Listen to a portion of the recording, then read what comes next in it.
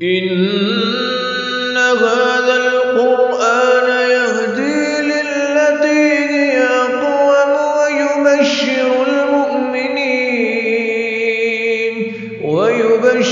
المؤمنين الذين يعملون الصالحات أن لهم أجرا كبيرا. بسم الله الرحمن الرحيم. نحمده ونصلي ونسلم على رسوله الكريم وأشهد أن لا إله إلا الله وحده لا شريك له وأشهد أن محمدا عبده ورسوله أما بعد. آج کی ہماری تفسیر القرآن کی 19 نمبر کلاس ہے اور ہم سورۃ مائدہ کے شروع میں پہنچے ہوئے ہیں. مائدہ کی آیت نمبر 3 پہ بات چل رہی تھی. اللہ سے دعا ہے کہ اللہ تعالی ہمیں یہ سب کو سننے، سمجھنے اور عمل کرنے کی توفیق عطا فرمائے. یاد رکھ لیں کہ سورۃ المائدہ یہ وہ سورت ہے جو قرآن مجید میں آخر النزول ہے، آخری صورتوں میں سے نازل ہونے والی ہے.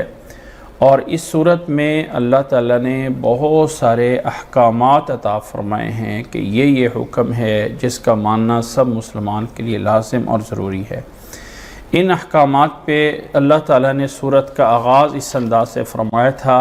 کہ اے ایمان والو، تمہارے اوپر لازم ہے انسان نے جہاں بھی کوئی عہد و پیمان کیے ہوئے ہیں ان وعدوں کو پورا کیا جائے. اس بات سے اللہ تعالیٰ نے اس صورت کا آغاز فرمایا تھا کہ یا ایھا الذین آمنوا اوفوا بالعقود. اور اس کے بعد اللہ تعالیٰ نے بہت سارے مسائل بتائے جس میں یہ سب سے بڑا مسئلہ تھا کہ کون سی چیزیں تمہارے لیے حلال ہیں اور کون سی چیزیں تمہارے لیے حلال نہیں ہیں. تو اللہ رب العزت نے ابتدا فرمائی کچھ چیزیں کہ جہاں سے فرمایا کہ تمہارے لیے ایک چوپائے جو ہیں وہ حلال ہیں سوائے اس کے کہ جن کی تلاوت کی جاتی ہے. اور اللہ تعالیٰ نے اپنے شاعر کی تعظیم کا بھی حکم دیا کہ اللہ تعالیٰ کے احکامات ہیں، اللہ تعالیٰ کی نشانیاں ہیں، ان کا احترام کیا جائے.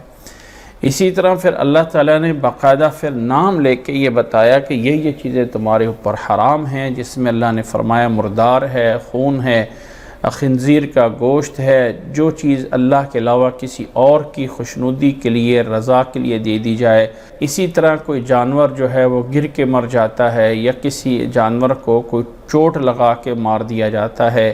یا کسی جانور جو ہے وہ آپس میں جانور جو ہے وہ ایک دوسرے کو کوئی مار دیتا ہے، یا یہ ہے کہ کسی جانور کو کوئی درندہ کاٹ لیتا ہے اور اس کو ذبح نہیں کیا گیا، تو یہ سارے کے سارے فرمایا تھا حرام ہیں. اسی طرح جو آستانوں پہ یعنی معبد خانوں کے اوپر جا کے جانور ذبح کیے جاتے ہیں اور دیے جاتے ہیں، تو فرمایا تھا کہ یہ سب چیزیں تمہارے لیے حرام ہیں. اور یہ بھی فرمایا تھا کہ وَأَن تَسْتَقْسِمُوا بِالْأَزْلَامِ کہ یہ جو اس دور میں تیر ہوتے تھے اس کے ذریعے قسمت کے حال معلوم کرنا کہ یہ قسمت کا حال یہ ہے اور وہ قسمت کا حال یہ ہے. یہ بھی اللہ تعالیٰ نے جو ہے وہ منع فرما دیا تھا کہ سب کچھ جو ہے وہ تمہارے لیے ناجائز ہے. اور پھر یہاں تک ہم اسی آیت کے اندر یہی آیت کے اندر ہم پہنچے ہوئے تھے. اعوذ باللہ من الشیطان الرجیم. بسم اللہ الرحمن الرحیم. حرمت علیکم المیتۃ والدم ولحم الخنزیر وما اہل لغیر اللہ بہ والمنخنقۃ والموقوذۃ والمتردیۃ والنطیحۃ وما اکل السبع الا ما زکیتم وما ذبح علی النصب وان تقسموا بالازلام ذالکم فسق اليوم یئس الذین کفروا من دینکم فلا تخشوہم واخشونی. یہاں تک ہم پورا کر لیا تھا. یہ واخشون کا لفظ جو آیت میں موجود ہے یہاں پہ یا متکلم کی کلام کے اندر موجود نہیں ہے لیکن معنی میں مفہوم میں پڑھی جا رہی ہے، جس کو عربی گرامر کے ایک اصطلاح میں بولا جاتا ہے کہ یہاں پہ یا محذوف ہے، یعنی مفہوم میں موجود ہے وہ یہی سمجھیں کہ جیسے یہاں پہ موجود ہے. اللہ نے فرمایا وَخْشَوْنِی مجھ سے ڈرو. آگے اللہ تعالیٰ نے یہ حلال اور حرام کے احکامات دینے کے بعد ایک بہت بڑی اللہ تعالیٰ نے اسٹیٹمنٹ دی ہے اور ایک بہت بڑا بیان دیا ہے. اللہ تعالیٰ نے یہ احکامات دیے اور پھر فرمایا الیوم اکملت لکم دینکم واتممت علیکم نعمتی۔ اللہ نے فرمایا آج کے دن تمہارے لیے تمہارا دین مکمل کر دیا گیا۔ الیوم اکملت، میں نے تمہارے لیے پورا کیا ہے تمہارا دین، واتممت، اور میں نے پوری کر دی ہے تمہارے اوپر اپنی نعمت، وَرَضِيتُ لَكُمُ الْإِسْلَامَ دِينًا، اور تمہارے لیے اسلام کو بطور دین کے پسند فرما لیا ہے۔ یہ آیت کا یہ والا ٹکڑا اتنا اہم ہے کہ ایک موقع پہ حضرت عمر رضی اللہ تعالیٰ عنہ سے ایک کافر یہودی نے کہا تھا کہ اگر یہ آیت کا ٹکڑا ہمارے اوپر جس دن نازل ہوتا تو ہم اس دن کو عید بنا لیتے۔ حضرت عمر رضی اللہ تعالیٰ عنہ فرماتے ہیں کہ ہمیں زیادہ پتہ ہے کہ جس دن یہ نازل ہوا تھا اس دن مسلمانوں کی عید تھی۔ اللہ کے نبی صلی اللہ علیہ وسلم عرفات کے میدان میں تھے، یا بعض روایات میں منا کے میدان میں تھے، اور اس وقت جو ہے یہ آیت نازل ہوئی تھی۔ جمعہ کا دن تھا، عرفات کا میدان تھا، اور اس موقع پہ اللہ تعالیٰ نے اس آیت کے اس ٹکڑے کو نازل فرمایا تھا، اور اللہ تعالیٰ نے اس دین کی نعمت کو جو تمہارے اوپر خیر اور بھلائی کی نعمت تھی اسے پورا کر دیا۔ وَرَضِيتُ لَكُمُ الْإِسْلَامَ دِينًا، اور اسلام ہی کو اللہ تعالیٰ نے تمہارے لیے دین کے لیے پسند فرما لیا ہے۔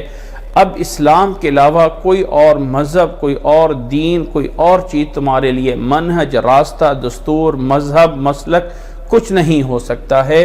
یہ بیان اللہ تعالیٰ نے اس آیت میں جو ہے وہ دے دیا ہے۔ اللہ تعالیٰ نے یہاں پہ غور کیجئے گا تو دو لفظ بولے ہیں۔ ایک اللہ نے فرمایا اکملتو، میں نے پورا کیا، اور دوسرا اللہ نے فرمایا اتممتو، میں نے پورا کیا۔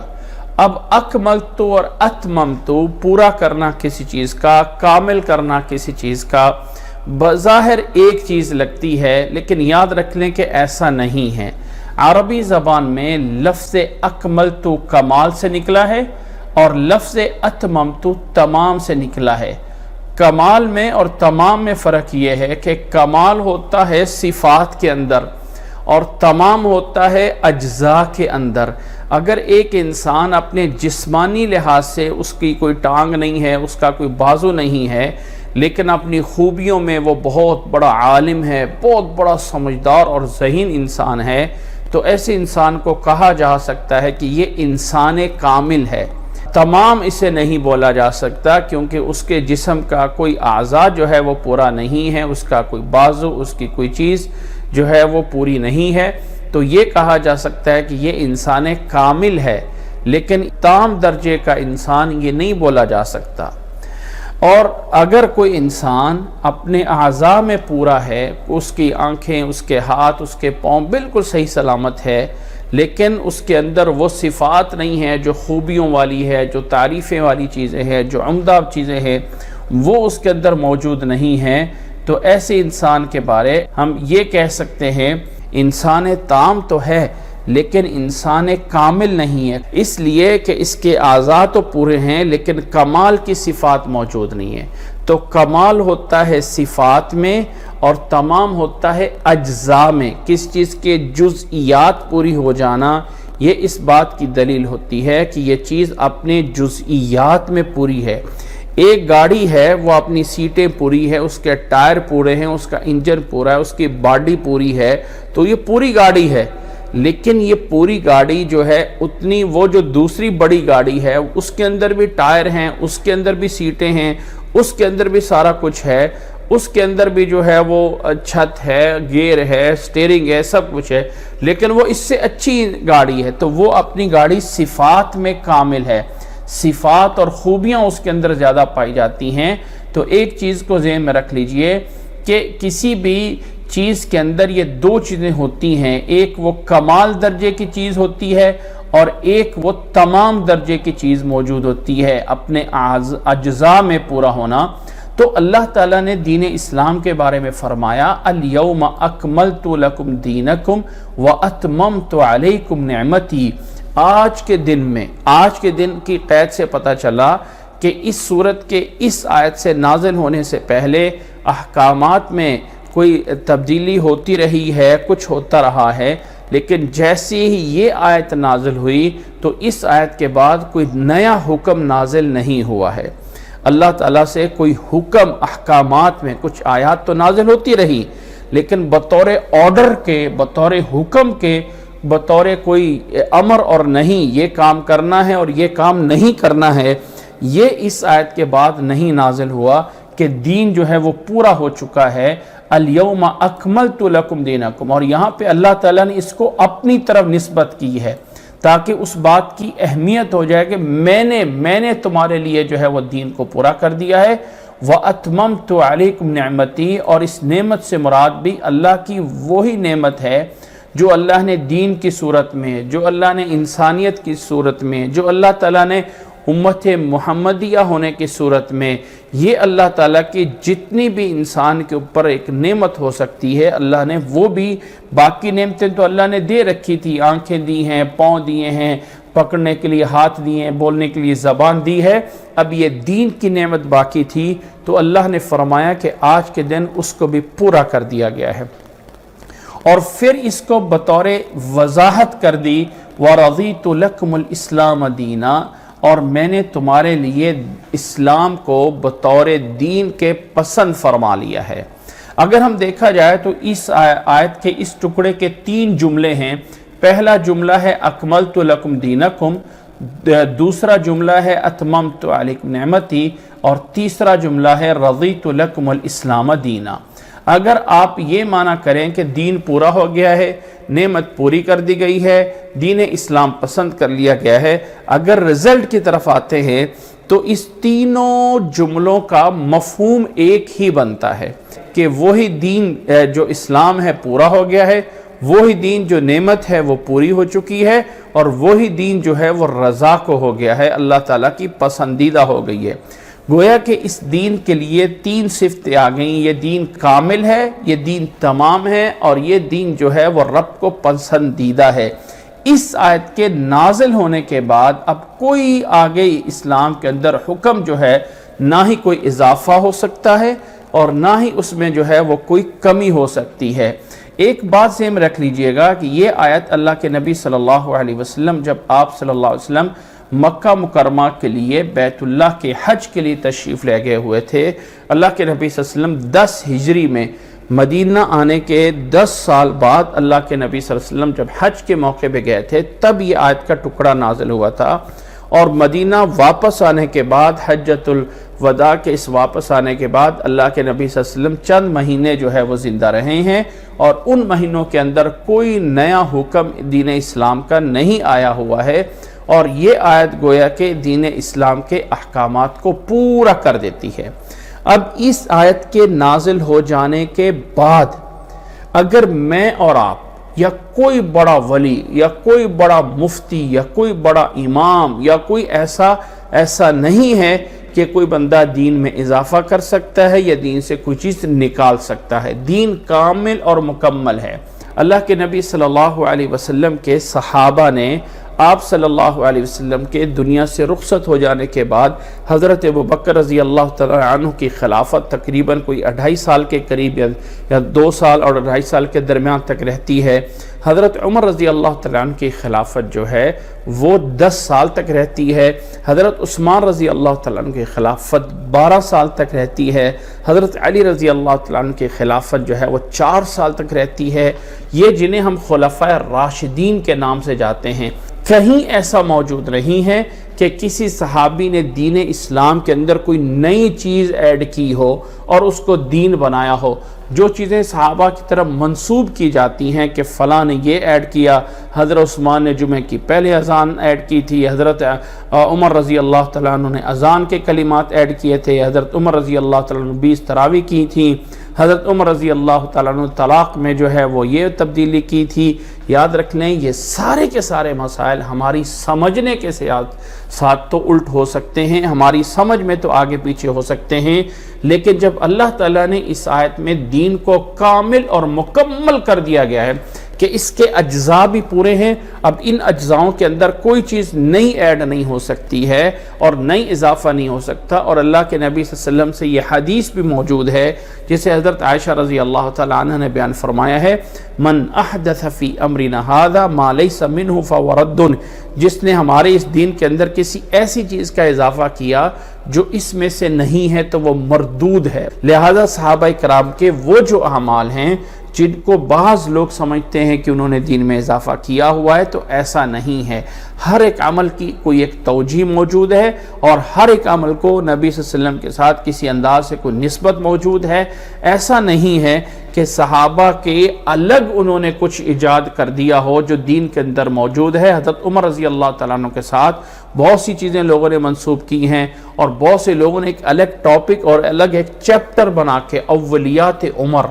وہ چیزیں جو حضرت عمر نے ایجاد کی تھی، اس کے اندر ٹھیک ہے یہ تو ہے کہ یہ تو چیزیں بالکل صحیح ہیں جو انہوں نے ایک نظم و ضبط کے ساتھ چیزیں بنائیں۔ ایک جو ہے وہ اسلام میں جو اس وقت کے مجاہدین تھے ان کا ایک ریکارڈ بنایا، ان کے باقاعدہ ایک نظم و ضبط مجاہدین کا بنایا۔ اسی طرح جو ہے وہ ایک اسلامی ایک جیسے ایک حکومت کا ایک دستور ہوتے ہیں، ہر ایک چیز کے لیے جو ہے اپنے اعمال کو جو ہے وہ احکامات دیے گئے، وہ سب کچھ تو ہے۔ لیکن اگر آپ کہیں کہ کسی دین کے اندر انہیں کوئی رد و بدل کیا ہے تو ایسا نہیں ہے۔ شاید وہ واقعہ آپ لوگوں نے سنا ہوگا کہ ایک موقع پہ حضرت عمر رضی اللہ تعالیٰ عنہ کھڑے ہوئے اور کہا کہ میں مہر جو حق مہر ہوتا ہے اس کی ایک لمٹ مقرر کرنا چاہتا ہوں کہ حق مہر اتنا ہونا چاہیے، کیونکہ لوگوں نے غلو کرنا شروع کر دیا تھا، حد سے زیادہ حق مہر ہونے شروع کر دیے۔ تو ایک عورت نے مجمع سے اٹھ کے کہا تھا کہ جس چیز کو اللہ نے قنطار کہہ کے بتایا، وَآتَيْتُمْ إِحْدَاهُنَّ قِنطَارًا، تو تم کون ہوتے ہو عمر اس چیز کو فکس کرنے والے جسے اللہ نے خزانہ کا بولا ہے؟ تو حضرت عمر رضی اللہ تعالیٰ عنہ نے اپنے موقف کو واپس لے لیا تھا۔ تو اس لیے ایسا کہنا کہ ان صحابہ کرام نے کوئی چیزیں نئی ایجاد کی تھی دین اسلام میں، ایسا نہیں ہے۔ اور پیچھے آپ لوگوں کو یاد ہوگا ایک آیت کے ضمن میں وَمَن يُشَاقِقِ الرَّسُولَ مِن بَعْدِ مَا تَبَيَّنَ لَهُ الْهُدَى وَيَتَّبِعْ غَيْرَ سَبِيلِ الْمُؤْمِنِينَ، اس آیت کے ضمن میں نے بتایا تھا کہ شقاق رسول اور اتباع غیر سبیل المؤمنین ایک ہی چیز ہے، ایسا دو چیزیں الگ الگ نہیں ہیں۔ تو اللہ کے نبی صلی اللہ علیہ وسلم کی حدیث جو ہم سنتے ہیں کہ اللہ کے نبی صلی اللہ علیہ وسلم نے فرمایا علیکم بسنتی و سنت الخلفاء الراشدین المہدیین، لوگوں میری سنت کو لازم پکڑنا ہے اور خلفاء الراشدین کی سنت کو لازم پکڑنا ہے۔ اور یہ سمجھا جاتا ہے کہ خلفاء الراشدین کوئی الگ سے سنت ہے جو نبی کی سنت کے علاوہ ہے، وہ بھی لینا لازم ہے، تو ایسا نہیں ہے۔ خلفاء راشدین کی وہی سنت ہے جو نبی صلی اللہ علیہ وسلم کی سنت ہے کہ نبی صلی اللہ علیہ وسلم کی سنت پہ انہوں نے کس طرح کر کے عمل کیا ہے، لہذا ان لوگوں نے دین کے اندر کوئی اضافہ نہیں کیا۔ حضرت عمر نے فجر کی اذان میں الصلاۃ خیر النوم کا ہرگز اضافہ نہیں کیا، یہ نبی صلی اللہ علیہ وسلم کے دور سے ہی چلتا ہوا آ رہا تھا۔ تمام مسائل میں اس طرح کی توجیحات موجود ہیں جو سب سے زیادہ خوبی والی ہیں۔ وقتی طور پہ اگر کسی انسان کو لگتا ہے کہ فلانا طریقہ بہتر ہے بنسبت سے اسلام کے وقتی کسی جزئی چیز میں، تو یہ اس کا وہم ہوتا ہے، نتیجتاً جو اسلام کا حکم ہوتا ہے وہی کمال درجے کا ہوتا ہے۔ اور دین تمام ہے کہ کوئی ایسی چیز نہیں ہے جو انسان کی پرائیویٹ زندگی میں، اس کی معاشرتی زندگی میں، اس کی اجتماعی زندگی میں اس چیز میں بیان نہ کی گئی ہو۔ ہر چیز کے لیے اللہ کی طرف سے یا اللہ کے نبی صلی اللہ علیہ وسلم کی طرف سے کوئی نہ کوئی ہدایت موجود ہے۔ اب اس آیت کے نازل ہونے کے بعد میں اور آپ اگر کہہ دیں کہ فلاں کام ہم کر لیتے ہیں تو اس میں کیا حرج ہے، فلاں کام ہم اکٹھے مل کے قرآن مجید پڑھ لیتے ہیں اور فلاں مردے کو بخش دیتے ہیں تو اس میں کیا حرج ہے؟ بھائی پڑھتے تو ہم قرآن مجید ہی ہیں، ہم جی کھانے پہ قرآن مجید پڑھ کے تقسیم کر دیتے ہیں تو اس میں کیا حرج ہے؟ کیا حرج والی بات نہیں چلے گی، اس لیے کہ دین کامل اور مکمل ہو چکا ہے نبی کے دور میں۔ اگر یہ والا عمل اسباب ہونے کے باوجود اس کو نیکی اور ثواب سمجھ کے نبی صلی اللہ علیہ وسلم کے دور میں نہیں کیا گیا ہے تو آج وہ کتنا ہی اچھا کیوں نہ عمل بن جائے، وہ دین، مذہب، دستور حیات اور اسلام نہیں بن سکتا ہے، کیونکہ نبی صلی اللہ علیہ وسلم کے دور میں بھی لوگ فوت ہو رہے تھے، نبی صلی اللہ علیہ وسلم کے دور میں بھی اسباب موجود تھے کہ قرآن مجید پڑھا جائے اور پڑھ کے جو ہے وہ فوت ہونے والوں کو بخشا جائے، لیکن ایسا کسی نے نہیں کیا ہے، کسی سے ایسا کوئی ثبوت نہیں ملتا ہے۔ تو آج کوئی بھی انسان اس طرح کی عبادت کر کے اور کہے کہ میں نبی صلی اللہ علیہ وسلم کی طرف اس کو جو ہے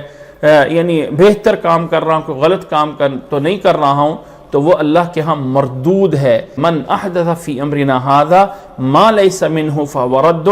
دین کے اندر کسی نے بھی کوئی چیز زائد کر دی، وہ کتنی ہی اچھی کیوں نہ ہو، کتنی ہی عمدہ کیوں نہ ہو، کتنی ہی خیر خواہی کے لیے بظاہر کیوں نہ نظر آتی ہو، لیکن وہ اسلام کے اندر ناقابل قبول ہے، بطور مذہب کے، بطور عبادت کے اور بطور دین کے وہ چیز جائز نہیں ہے۔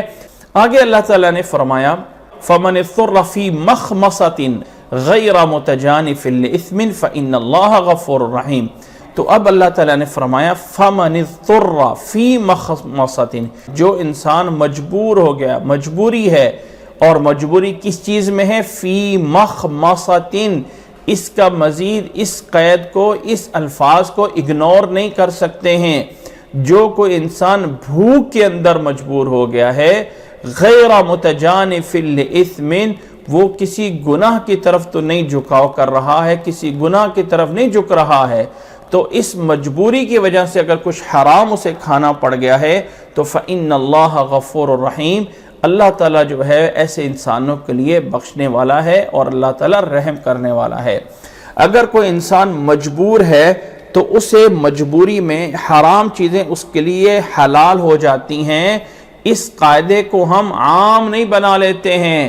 نوٹ کریں، بعض لوگ کہتے ہیں مجبوری میں جو حرام جائز ہوتا ہے، بھائی وہ مجبوری میں جو حرام جائز ہوتا ہے وہ صرف اور صرف اس مجبوری کے ایک لمٹ ہے، اور وہ ہے فی مخمصۃ۔ قرآن مجید نے ایک شرط لگائی ہے۔ قرآن مجید کی یہ جو قیود ہوتی ہیں، یہ جو قرآن مجید کے یعنی قید اور شرط ہوتی ہے، اس کے اندر احکامات کو چلایا جاتا ہے، اس قید کو نکال نہیں دیا جاتا۔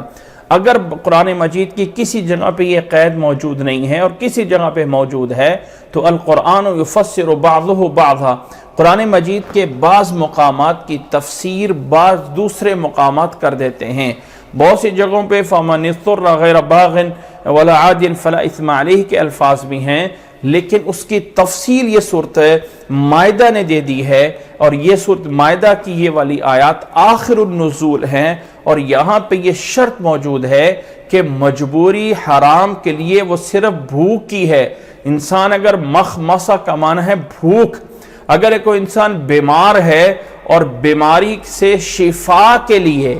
اس کو کسی نے بول دیا کہ یہ حرام چیز کھا لو، اس سے تجھے شفا مل جائے گی، اور انسان کہے کہ بیماری کی وجہ سے مجھے جو ہے وہ فلانی حرام چیز کھانی پڑ رہی ہے تو اس سے مجھے شفا ہو جائے گی، تو یہ جائز نہیں ہے۔ حرام کھا لو، فلاں شراب پی لو، تمہارا سینہ کھل جائے گا، تمہاری دمے کی بیماری ختم ہو جائے گی، فلاں ہو جائے گا، فلاں ہو جائے گا، اسلام میں اس کی قطعاً گنجائش نہیں ہے۔ اضطراری کیفیت صرف اور صرف بھوک کی ہے، جس میں حرام جو ہے وہ حلال ہو جاتا ہے۔ یاد رکھیں کہ جو لوگ بتوں کے پجاری ہوتے تھے، آرزویں ان کی بھی پوری ہوتی تھیں، منتیں ان کی بھی پوری ہو جاتی تھیں، اور کافر کے لیے اللہ تعالیٰ نے دنیا بنائی ہے، دنیا دار الاسباب ہے، اس میں سبب کے بعد رزلٹ نکلتا ہے۔ بطور سبب کے آگ جو ہے وہ نیچے کی جائے تو آگے والی چیز گرم ہو جاتی ہے، تو ایک سبب ہوتا ہے۔ اگر اسباب کے طور پہ آپ ایک چیز کو کئی طرح سے جو ہے کئی اسباب سے رزلٹ لے سکتے ہیں، کسی چیز کو آپ نے گرم کرنا ہے تو آپ آگ جلا کے بھی گرم کر سکتے ہیں، آپ یہ والی گرمائش ایک الیکٹرونک ہیٹر سے بھی دے سکتے ہیں، آپ یہ والی گرمائش کسی ویو لیزر سے بھی اس کو جو ہے گرم کر سکتے ہیں، مختلف ہو سکتے ہیں، لیکن نتیجہ رزلٹ جو ہے وہ چیز گرم ہو رہی ہے۔ تو شفا یا بیماری سے شفا لینے کے لیے وہ حرام چیز بھی ہو سکتی ہے، وہ اس شفا کے لیے حلال چیز بھی ہو سکتی ہے۔ انسان کہے کہ فلانے نے وہ حرام کھائی تھی، اس سے وہ بیماری ٹھیک، بھائی ہو سکتی ہے ٹھیک، کوئی بعید نہیں ہے، دنیا دار و اسباب ہے، کسی چیز سے بھی ہو سکتا ہے، لیکن اسلام نے ہمیں بیماری کی وجہ سے کسی حرام چیز کو حلال کر دینا ایسا نہیں ہے۔ یا کوئی انسان کہے کہ بھئی مجبور ہوں، میرے پاس کوئی اور بزنس نہیں ہے، میرے پاس کوئی اور کاروبار نہیں ہے، مجھے حرام کا کام مجبوری میں کرنا پڑ رہا ہے اور مجبوری میں آ کے حرام جو ہے وہ حلال ہو جاتا ہے، تو وہاں پر بھی یہ شرط نہیں چلے گی۔ اگر کوئی انسان کہتا ہے جی فلاں جگہ پہ جانا میری مجبوری ہے اور مجبوری میں تو حرام جو ہے وہ حلال ہو جاتا ہے، گناہ جو ہے وہ گناہ نہیں رہتا ہے، تو ایسا نہیں ہے۔ یاد رکھ لیں یہ جو مجبوری ہے اس کے لیے اللہ نے شرط لگائی ہے بھوک کی، فَمَنِ اضْطُرَّ فِي مَخْمَصَةٍ غَيْرَ مُتَجَانِفٍ لِإِثْمٍ، اور دوسری شرط یہ ہے غَيْرَ مُتَجَانِفٍ لِإِثْمٍ کہ انسان گناہ کی طرف اس کا رجحان نہ ہو، نفرت ہو گناہ سے، مجبوری میں مر رہا ہے بھوکا اور اس میں جو ہے وہ دے دیتا ہے، کوئی حرام جو ہے وہ کھا لیتا ہے، تو یہ جائز ہے جتنی دیر میں جسے اپنے جسم کو وہ صحیح سلامت رکھ سکے، نہ ہی کسی بیماری کی شفا کے لیے، نہ ہی کسی معاشرتی بزنس یا کاروبار کے لیے، نہ ہی کوئی اور چیز۔ انسان کہتا ہے جی میری مجبوری ہے، اس کے علاوہ تو میرے لیے میرا گھر مل ہی نہیں سکتا ہے، مجبور ہے مجھے جو ہے وہ سود کا راستہ تلاش کرنا پڑا اور یہ مجبوری میں تو حرام جو ہے وہ حلال ہو جاتا ہے۔ کوئی کہتا ہے فلانا مجھے کام فلانی چیز فلاں چیز، تو مجبوری کی دلیل کے طور پہ اس آیت کو نہیں پیش کر سکتے، کیونکہ یہ آیات کے اندر مخمصتن کی قید موجود ہے اور وہ ہے بھوک۔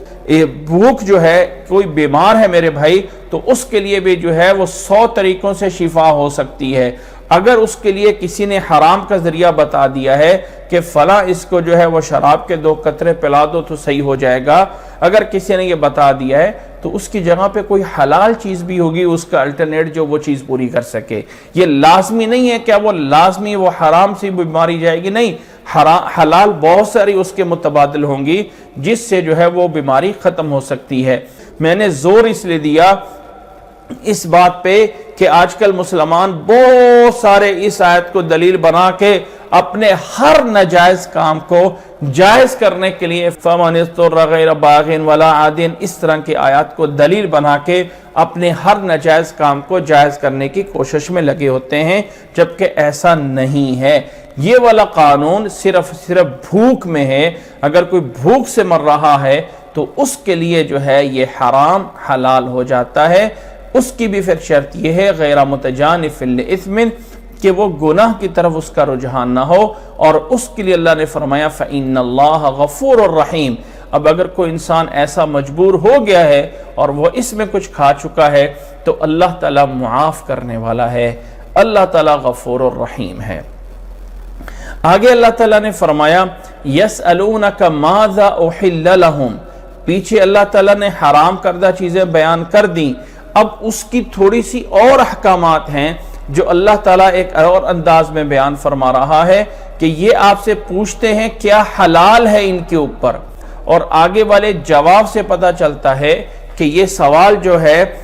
ان چیزوں سے ہٹ کر باقی چیزوں کے بارے میں تھا۔ تو اللہ تعالیٰ نے فرمایا ان کو بتا دیں قُلْ أُحِلَّ لَكُمُ الطَّيِّبَاتِ، آپ انہیں بتا دیں کہ پاکیزہ چیزیں تمہارے لیے حلال ہیں، طیبات حلال ہیں۔ اور پچھلی آیت کے ضمن میں میں نے ایک بات کو واضح کیا تھا کہ اسلام کے قوانین حلت اور حرمت میں، حلال اور حرام ہونے میں سب سے پہلے یہ آیت ہے حرمت علیکم۔ کچھ چیزیں طیبات نہیں ہوتی ہیں، وہ جو طیبات نہیں ہوتی ہیں وہ بھی حرام ہوتی ہیں۔ مثال کے طور پہ زمین کے اندر چلنے والے کیڑے مکوڑے،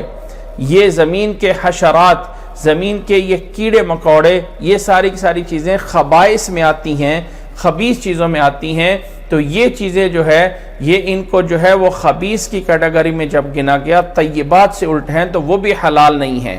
یہ ایک دوسرا فرق آتا ہے۔ تو یہاں اللہ نے فرمایا ان پیچھے محرمات کے علاوہ باقی چیزوں سے بھی دیکھا جائے گا کہ تمہارے لیے جو طیبات چیزیں ہوں گی وہ حلال ہیں۔ یسألونک ماذا احل لہم، آپ سے سوال کرتے ہیں کیا چیزیں حلال ہیں ان کے لیے، تو فرمایا قل احل لکم الطیبات، پاک چیزیں تمہارے لیے حلال ہیں۔ اسی طرح وما علمتم من الجوارح مکلبین تعلمونہن مما علمکم اللہ. اب اللہ تعالیٰ نے ایک اور مسئلہ بیان کیا کہ بعض دفعہ جو حلال چیزیں ہیں ان کے شکار کرنے کے لیے مختلف آلات اور مختلف طریقے ہوتے ہیں. ان کے لیے کہ یہ بھی طریقہ ہوتا ہے کہ انسان نے جانور بنائے ہوتے ہیں. کوئی کتا شکار کرنے کے لیے بنایا ہوتا ہے, کوئی عقاب ہوتا ہے وہ جو ہے وہ شکار کرنے کے لیے بنایا ہوتا ہے. شاہین اور عقاب اس طرح کے باز ہوتے ہیں جن کے ذریعے جانوروں کا اور دوسرے جانوروں کا شکار کیا جا رہا ہوتا ہے. تو کیا ان جانوروں سے جو شکار کیا ہوا ہوتا ہے وہ بھی ہمارے لیے حلال ہے؟ یعنی کتا ہمارے لیے حلال نہیں ہے. اسی طرح وہ باز, وہ جو ہے مطلب چیل, وہ باز, عقاب, اس طرح کی کچھ چیزیں جو پرندے ہیں جو جھپٹ کے اپنے شکار کے اوپر آ کے شکار کو کنٹرول میں کر لیتے ہیں, وہ اگر کوئی شکار کرتے ہیں تو وہ حلال ہے یا نہیں ہے؟ فرمایا کہ وما علمتم من الجوارح, اللہ نے فرمایا جن کو تم نے سکھایا ہوا ہے, زخمی کر دینے والے مکلبین, اور اسی طرح جنہیں سکھایا ہوا سدائے ہوئے جانور ہیں. کتے کو اگر سکھایا گیا ہے اور کتے کو تعلیم دی گئی ہے کہ اس طرح کر کے شکار کرنا ہے, اور وہ جو مدرب لوگ ہوتے ہیں, جو ان چیزوں کے کوچ ہوتے ہیں, تدریب دینے والے ہوتے ہیں, معلمین ہوتے ہیں, انہیں پتہ ہوتا ہے کہ کسی جانور کو کیسے سدایا جاتا ہے, تیار کیا جاتا ہے. تو نتیجتاً شکاری کتا یا شکار کرنے والا جانور, اس کا بھی شکار تمہارے لیے حلال ہے. اور حدیث میں اس کی تفاصیل موجود ہیں, جس کی شرط یہ ہے کہ وہ شکار اس نے تمہارے لیے کیا ہو اور خود اس نے اس شکار میں سے کچھ نہ کھایا ہو, اور چھوڑتے وقت اس شکار کو آپ نے بسم اللہ پڑھی ہے, بسم اللہ کہہ کے اپنے اس شکاری کو چھوڑا ہے, اور اس نے پھر شکار کو کر کے شکار کو اپنے کو مار لیا ہے اور وہ شکار مر گیا ہے. ایک تو ہے کہ آپ پہنچے اور وہ تڑپ رہا تھا, آپ نے ذبح کر لیا, وہ تو حلال ہو ہی گیا کیونکہ ذبح ہو گیا. ایک ہے آپ وہاں پہ پہنچے اور وہ جو ہے اس شکاری کتے نے یا اس باز نے اس چیز کو مار دیا ہے. اگر اس میں سے نہیں کھایا ہے اور آپ نے اپنے اس کتے یا اپنے اس باز کو بسم اللہ کہہ کے چھوڑا تھا, تو اب اس نے جو شکار کیا ہے, ہرن کا کیا ہے یا کسی ایسی چیز کا کیا ہے, اور خود اس میں سے نہیں کھایا ہے, اللہ نے فرمایا حلال ہے. وما علمتم من الجوارح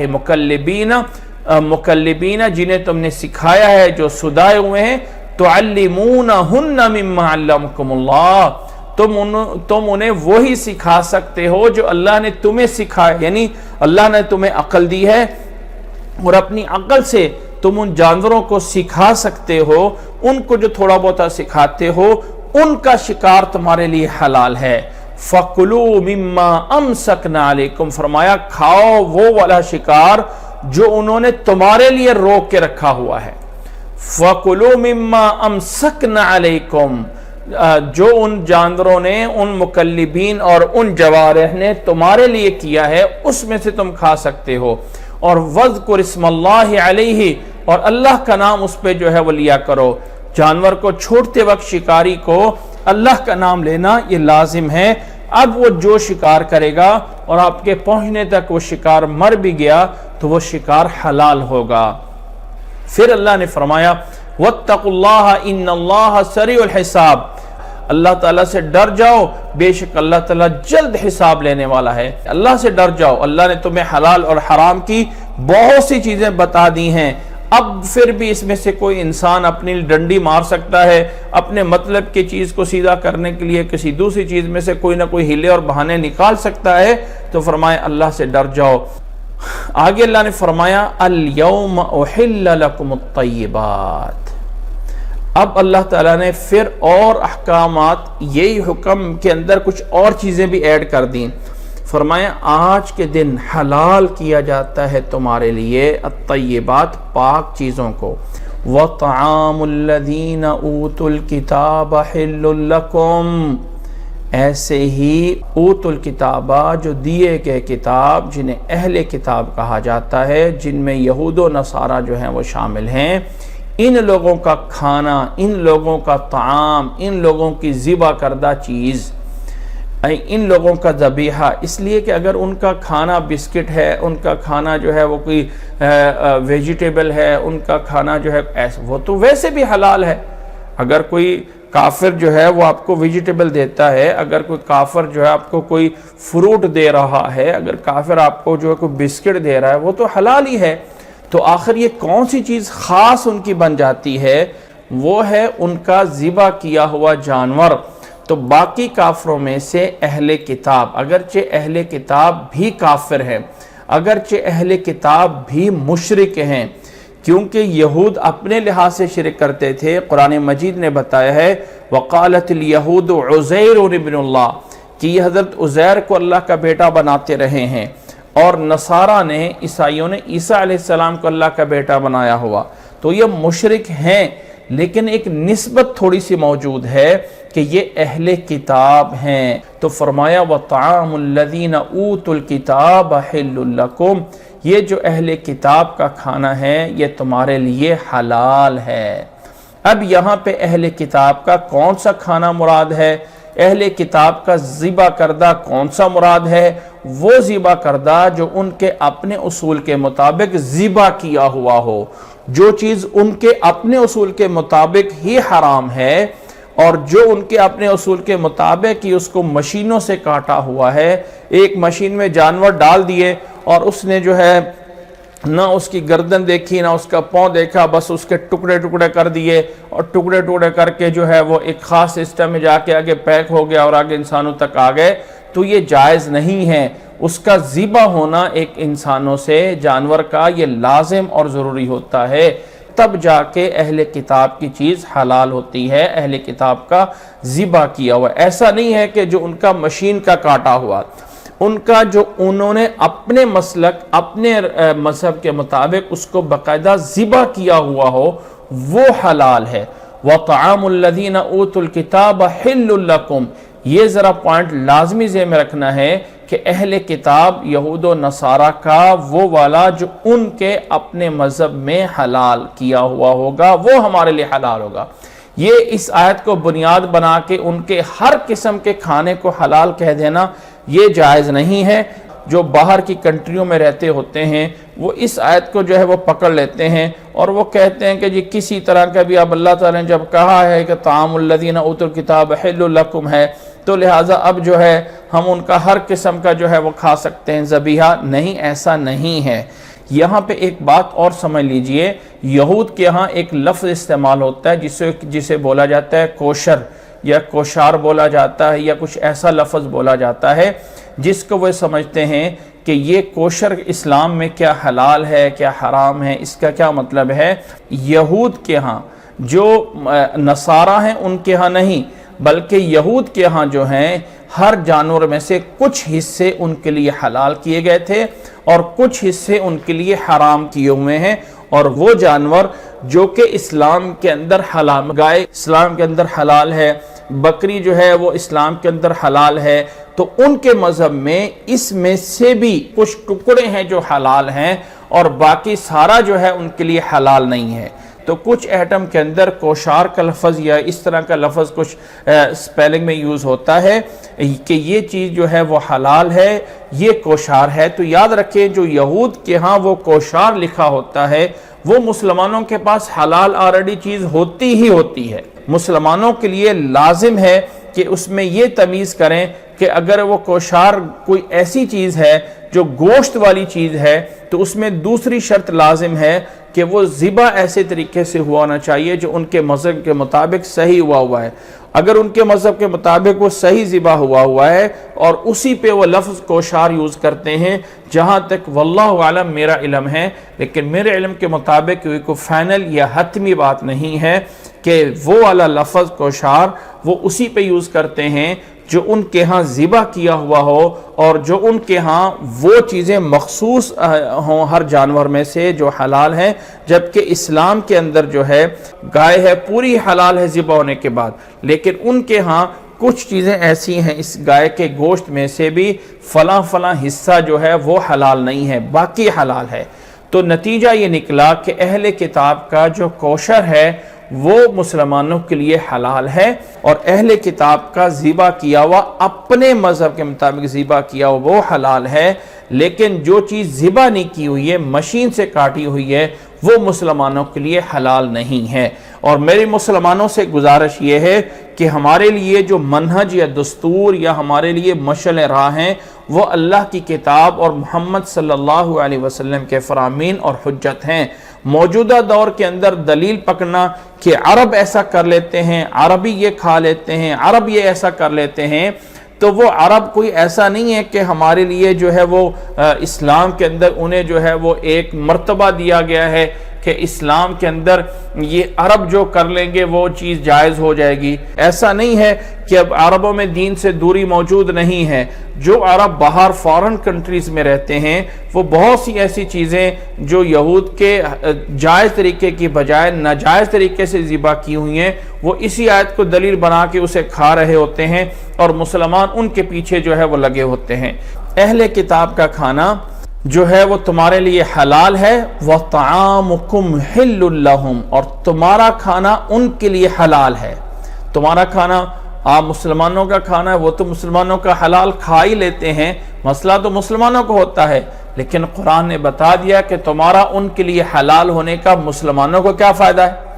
مسلمانوں کو کیا فائدہ ہے؟ تمہارا کھانا ان کے لیے حلال ہے، مسلمانوں کو اس سے کیا فائدہ، کیا حکم ملا؟ مطلب یہ ہے کہ تم اپنا کھانا اگر ان کو دے دیتے ہو تو وہ حلال کام کر رہے ہو۔ یہ نہیں ہے کہ تم اگر کہو کہ ہمارا کھانا اگر کسی یہود نے دے دیا، ہم نے کسی نصارہ کو دے دیا، کسی اہل کتاب کو دے دیا تو ہم گناہ میں آ جائیں گے کیونکہ ہمارا کھانا ان کے لیے حرام ہے۔ نہیں، اگر آپ کسی کو کھانا دے دیتے ہیں چاہے وہ کافر ہی کیوں نہ ہے، کھانا کھلانے کا کسی کو بھی کھلایا جائے تو انسان کو ثواب نیکی ملتی ہے۔ وہ حدیث آپ لوگوں نے سنی ہوگی کہ ایک عورت نے کتے کو، پیاسے کتے کو پانی پلا دیا تھا، اپنے موزے کو کنویں میں اتار کے ایک مرتے ہوئے کتے کو پانی پلا دیا تھا، اللہ نے اس سے بھی اس کی بخشش کر دی تھی۔ اور ایک عورت کو اس لیے جہنم میں ڈال دیا گیا تھا کہ اس عورت نے بلی کو باندھ کے رکھا تھا، نہ اسے چھوڑا کہ وہ خود جا کے کھا لے اور نہ اس کے آگے خود ڈالا۔ تو اسلام کے اندر جب جانوروں کو کھانا کھلانے سے بھی انسان کو اجر ملتا ہے، جانوروں کو کھانا کھلانے سے بھی انسان کو نیکی ملتی ہے، تو وہ طعامکم حل لہم، کہ تمہارا کھانا ان کافروں کے لیے حلال ہے۔ اگر تم ان کو کھانا اپنا دے دیتے ہو تو اس میں تمہارے اوپر کوئی گناہ نہیں ہوگا۔ پھر اگلا قانون اللہ نے دیا، والمحصنات من المؤمنات والمحصنات من الذین اوتوا الکتاب۔ اب اللہ تعالیٰ نے جب اہل کتاب کی بات بیان ہوئی ہے تو یہاں اللہ نے پھر اس میں باقی چیز بھی ایڈ کر دی، اور اللہ نے فرمایا والمحصنات، محصنات کی پہلے قید لگائی۔ اور پیچھے میں نے بتایا تھا کہ محصنات قرآن مجید میں 4 معنوں میں استعمال ہوا ہے۔ احسان شادی شدہ کے معنی میں، آزاد کے معنی میں، پاک دامنی کے معنی میں، ان معنوں میں استعمال ہوا ہے، اور یہاں سے مراد اس کے پاک دامن ہیں۔ والمحصنات من المؤمنات والمحصنات من الذین اوتوا الکتاب من قبلکم، وہ پاک دامن عورتیں جو مومن عورتوں میں سے ہیں، والمحصنات من الذین اوتوا الکتاب، اور وہ پاک دامن عورتیں جو اہل کتاب کی ہیں، چاہے یہود میں سے ہیں چاہے نصارہ میں سے ہیں، وہ تمہارے لیے حلال ہیں کہ تم ان سے نکاح کر سکتے ہو، وہ نکاح کر سکتے ہیں۔ اہل کتاب کی عورت، اہل کتاب مشرک ہیں، باقی کافر ہندو بدھ مت فلاں فلاں وہ بھی کافر ہیں، لیکن کتاب کی ہونے کی وجہ سے ایک امتیازی حیثیت موجود ہے۔ سورۃ بقرہ میں ہم پیچھے آیت پڑھ کے آئے ہیں کہ اللہ تعالیٰ نے فرمایا تھا وَلَا تَنكِحُوا الْمُشْرِكَاتِ حَتَّى يُؤْمِنَّ وَلَا أَمَةٌ مُؤْمِنَةٌ خَيْرٌ مِّن مُّشْرِكَةٍ، کسی مشرک عورت سے نکاح کرنا تمہارے لیے جائز نہیں ہے۔ تو آج کے دور میں تو یہود بھی مشرک ہیں اور آج کے دور میں نصارہ بھی مشرک ہیں۔ تو بات یہ ہے کہ یہ جو شرک ہے ان کا عیسیٰ علیہ السلام کے بارے میں، یا یہود کا جو شرک ہے، یہ اللہ نے قرآن مجید میں بیان فرمایا ہے۔ نبی صلی اللہ علیہ وسلم پہ جب قرآن نازل ہو رہا تھا تب بھی ان کا یہ والا شرک موجود تھا۔ تو یہ والا شرک موجود ہونے کے باوجود اللہ تعالیٰ نے اہل کتاب کی عورتوں سے مسلمان مرد کو نکاح کرنے کی اجازت دی ہے۔ مسلمان عورت کو اجازت نہیں ہے کہ وہ کسی کافر مشرک یا اہل کتاب مرد سے نکاح کر لے، صرف مرد کو اجازت ہے۔ فرمایا والمحصنات من المؤمنات والمحصنات من الذین اوتوا الکتاب من قبلکم، والمحصنات من الذین اوتوا الکتاب من قبلکم، جنہیں اہل کتاب تم سے پہلے کتاب دی گئی ہے ان کی پاک عورتیں تمہارے مردوں کے لیے حلال ہیں۔ عورت مسلمان کی کسی اہل کتاب سے نکاح نہیں کر سکتی ہے، وہ اسلام میں ناجائز ہے، حرام ہے، یہ نکاح ہو ہی نہیں سکتا ہے۔ اس کو 100 دفعہ بھی نکاح پڑھ لیا جائے تو وہ نکاح نہیں ہوگا، لیکن اہل کتاب کی کوئی عورت ہے تو اس سے جو ہے وہ نکاح ہو سکتا ہے ان شرطوں کے ساتھ، اذا آتیتموہن اجورہن محسنین غیر مصافحین، جب ان کے تم حق مہر ان کو جو ہے وہ ادا کرو، شرط یہ ہے کہ محسنین غیر مصافحین، محسنین سے مراد شادی کرنا ہے، کہ شادی کرنے والے ہوں اور وہ جو ہے غیر مصافحین، یہ نہیں ہے کہ شہوت پوری کر کے انہیں چھوڑ دینا ہو، ولا متخذی اخدان، اور نہ ہی خفیہ طور پہ کوئی دوست بنانے والی ہوں، یعنی ان اہل کتاب کی عورتیں تمہارے لیے حلال ہیں 3 شرطوں کے ساتھ۔ نمبر پہلی شرط اذا آتیتموہن اجورہن، کہ جب اہل کتاب کو بھی حق مہر ادا کرو۔ نمبر 2 شادی کرو، کوئی شہوت پوری کرنا مقصد نہ ہو۔ اور نمبر 3 نوٹ کریں کہ ولا متخذی اخدان، نہ خفیہ طور پہ انہیں کوئی فرینڈ اور گرل فرینڈ بنانا مقصد ہو، کہ نہ انہیں خفیہ طور پہ کوئی دوستیں بنانا مقصد ہو۔ ان سے شادی کرنی ہے، باقاعدہ حق مہر ادا کرنا ہے، باقاعدہ شادی مستقل طور پہ کرنی ہے، یہ نہیں ہے کہ صرف شہوت پوری کی اور ان کو ختم کرنا ہے، اور نہ ہی ان سے کوئی خفیہ ولا متخذی اخدان یہ بھی نہیں بنانا ہے، باقاعدہ ایک مستقل نکاح کرنا ہے۔ تو اس لیے فرمایا کہ ایمان والوں کے لیے، مسلمانوں کے لیے وہ عورتیں حلال ہیں، لیکن یاد رکھ لیں کہ ایمان جو ہے وہ مقدم ہے سب کے اوپر، سب کے اوپر ایمان پہلے ہے، اسلام پہلے ہے۔ وَمَن يَكْفُرْ بِالْإِيمَانِ، اگر کسی نے اس جھانسے میں آ کے اسے ایمان کا خطرہ موجود ہو کہ میرا ایمان جاتا رہے گا، اگر میں نے کسی اہل کتاب عورت سے کر لیا تو میرا ایمان ختم ہو جائے گا، میرا اسلام جاتا رہے گا، تو پھر قطعاً اجازت نہیں ہے، ایمان کی حفاظت کرنا پہلے ہے۔ فَمَن يَكْفُرْ بِالْإِيمَانِ فَقَدْ حَبِطَ عَمَلُهُ، اس کا سارا کے سارے اعمال برباد ہو جائیں گے۔ جس نے ایمان لانے کے بعد کبھی کہیں کفر کر لیا، اگر ایمان لانے کے بعد کفر میں چلا گیا تو سارے کے سارے اعمال برباد ہو جائیں گے۔ وَهُوَ فِي الْآخِرَةِ مِنَ الْخَاسِرِينَ، اور وہ آخرت میں سب سے زیادہ خسارہ پانے والا ہوگا۔ تو اللہ تعالیٰ نے اس بات کو آخر میں اس لیے بتایا ہے کہ اہل کتاب کی عورتوں سے نکاح جائز تو ہے مسلمان مرد کے لیے، لیکن ایمان کی حفاظت کی شرط اول ہے، شرط اس کے ساتھ ہے کہ انسان اس سے نکاح کر سکتا ہے، اپنی اولاد کو، اپنی اولاد جو اس عورت سے پیدا ہوگی وہ بھی مسلمان ہوگی، ان کو بھی اسلام کی طرف لانا لازم ہوگا، انہیں مسلمان بنانا ہوگا۔ اگر یہ انسان ساری شرطیں پوری کر سکتا ہے تو محسنات ہوں، پاک دامن ہو، یہ پاک دامنی کی شرط بھی لازم ہو۔ اللہ تعالیٰ نے فرمایا وَالْمُحْصَنَاتُ مِنَ الَّذِينَ أُوتُوا الْكِتَابَ، محسنات اوتوا الکتابہ سے ہیں، ان سے نکاح حلال ہے۔ جو محسنات نہیں ہیں، جن کا کام ہی غلط کام کرنے ہیں، ان عورتوں سے نکاح، مسلمان کو ان عورتوں سے نکاح جائز نہیں ہے۔ اور یہ بات انشاءاللہ تعالی سورۃ نور میں جا کے آئے گی کہ زانیہ عورت سے نکاح جو ہے وہ نہیں ہوتا ہے، یا اگر ہوتا ہے تو اس کے کیا کیا شرط ہوتی ہیں، کب جا کے ہو سکتا ہے۔ کہ اگر کوئی اہل کتاب سے بری عورت ہے تو اس سے نکاح جائز نہیں ہے۔ اللہ تعالیٰ نے یہاں پہ شرط اور قائد لگا کے بتایا ہے وَالْمُحْصَنَاتُ مِنَ الَّذِينَ أُوتُوا الْكِتَابَ مِن قَبْلِكُمْ، اہل کتاب میں سے وہ عورتیں جو پاک دامن ہو اور انہیں باقاعدہ حق مہر دے کے اور باقاعدہ شادی کرنے کی نیت سے اور کوئی خفیہ دوستیاں نہیں بنائی جا رہی ہیں، ان تمام شرطوں کے مطابق نکاح کیا جائے تو جائز ہے، لیکن ایمان کی حفاظت پہلے ہے۔ اگر ایمان جانے کا خطرہ ہو تو نوٹ کر لیا جائے وَمَن يَكْفُرْ بِالْإِيمَانِ فَقَدْ حَبِطَ عَمَلُهُ، اس کے سارے اعمال برباد ہو جائیں گے اور آخرت میں وہ خسارہ پانے والے میں سے ہوگا۔ اور امید ہے کہ یہ بات سمجھ آئی، اور یہاں آ کے اس سورت کی آیتیں 5 پوری ہوتی ہیں اور 5 آیتوں تک حلال یا حرام کی بات اللہ نے پوری کر دی ہے، اور دین اسلام کو اللہ تعالیٰ نے حلال اور حرام پہ مسلمانوں پہ پورا کر دیا ہے۔ کچھ مسائل دوسرے شروع ہوتے ہیں۔ اللہ تعالیٰ نے فرمایا یا ایھا الذین آمنوا اذا قمتم الى الصلاة فاغسلوا وجوہکم وایدیکم الى المرافق وامسحوا برؤوسکم وارجلکم الى الکعبین۔ اب اللہ تعالیٰ نے نماز میں کھڑے ہونے سے پہلے، نماز میں جانے سے پہلے لازم ہے مسلمان پہ کہ وہ وضو کر کے اپنے آپ کو پاک کر کے جائے،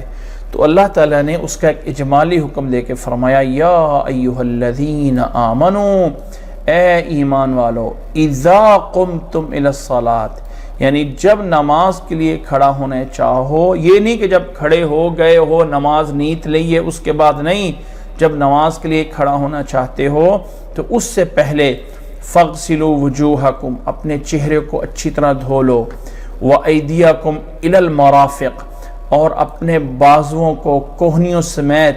یہ کوہنیاں جو ہیں یہ دھونا لازم ہے۔ ویسے الا جو ہوتا ہے، الا کے بعد والی چیز پیچھے والے میں شامل نہیں ہوتی۔ جیسے میں کہوں کہ میرا گھر آپ کے گھر تک، میرے گھر سے لے کے آپ کے گھر تک 10 کلومیٹر کا فاصلہ ہے، تو یہ جو 10 کلومیٹر ہوتا ہے اس کے اندر آپ کے گھر کے اندر کا حصہ شامل نہیں ہے۔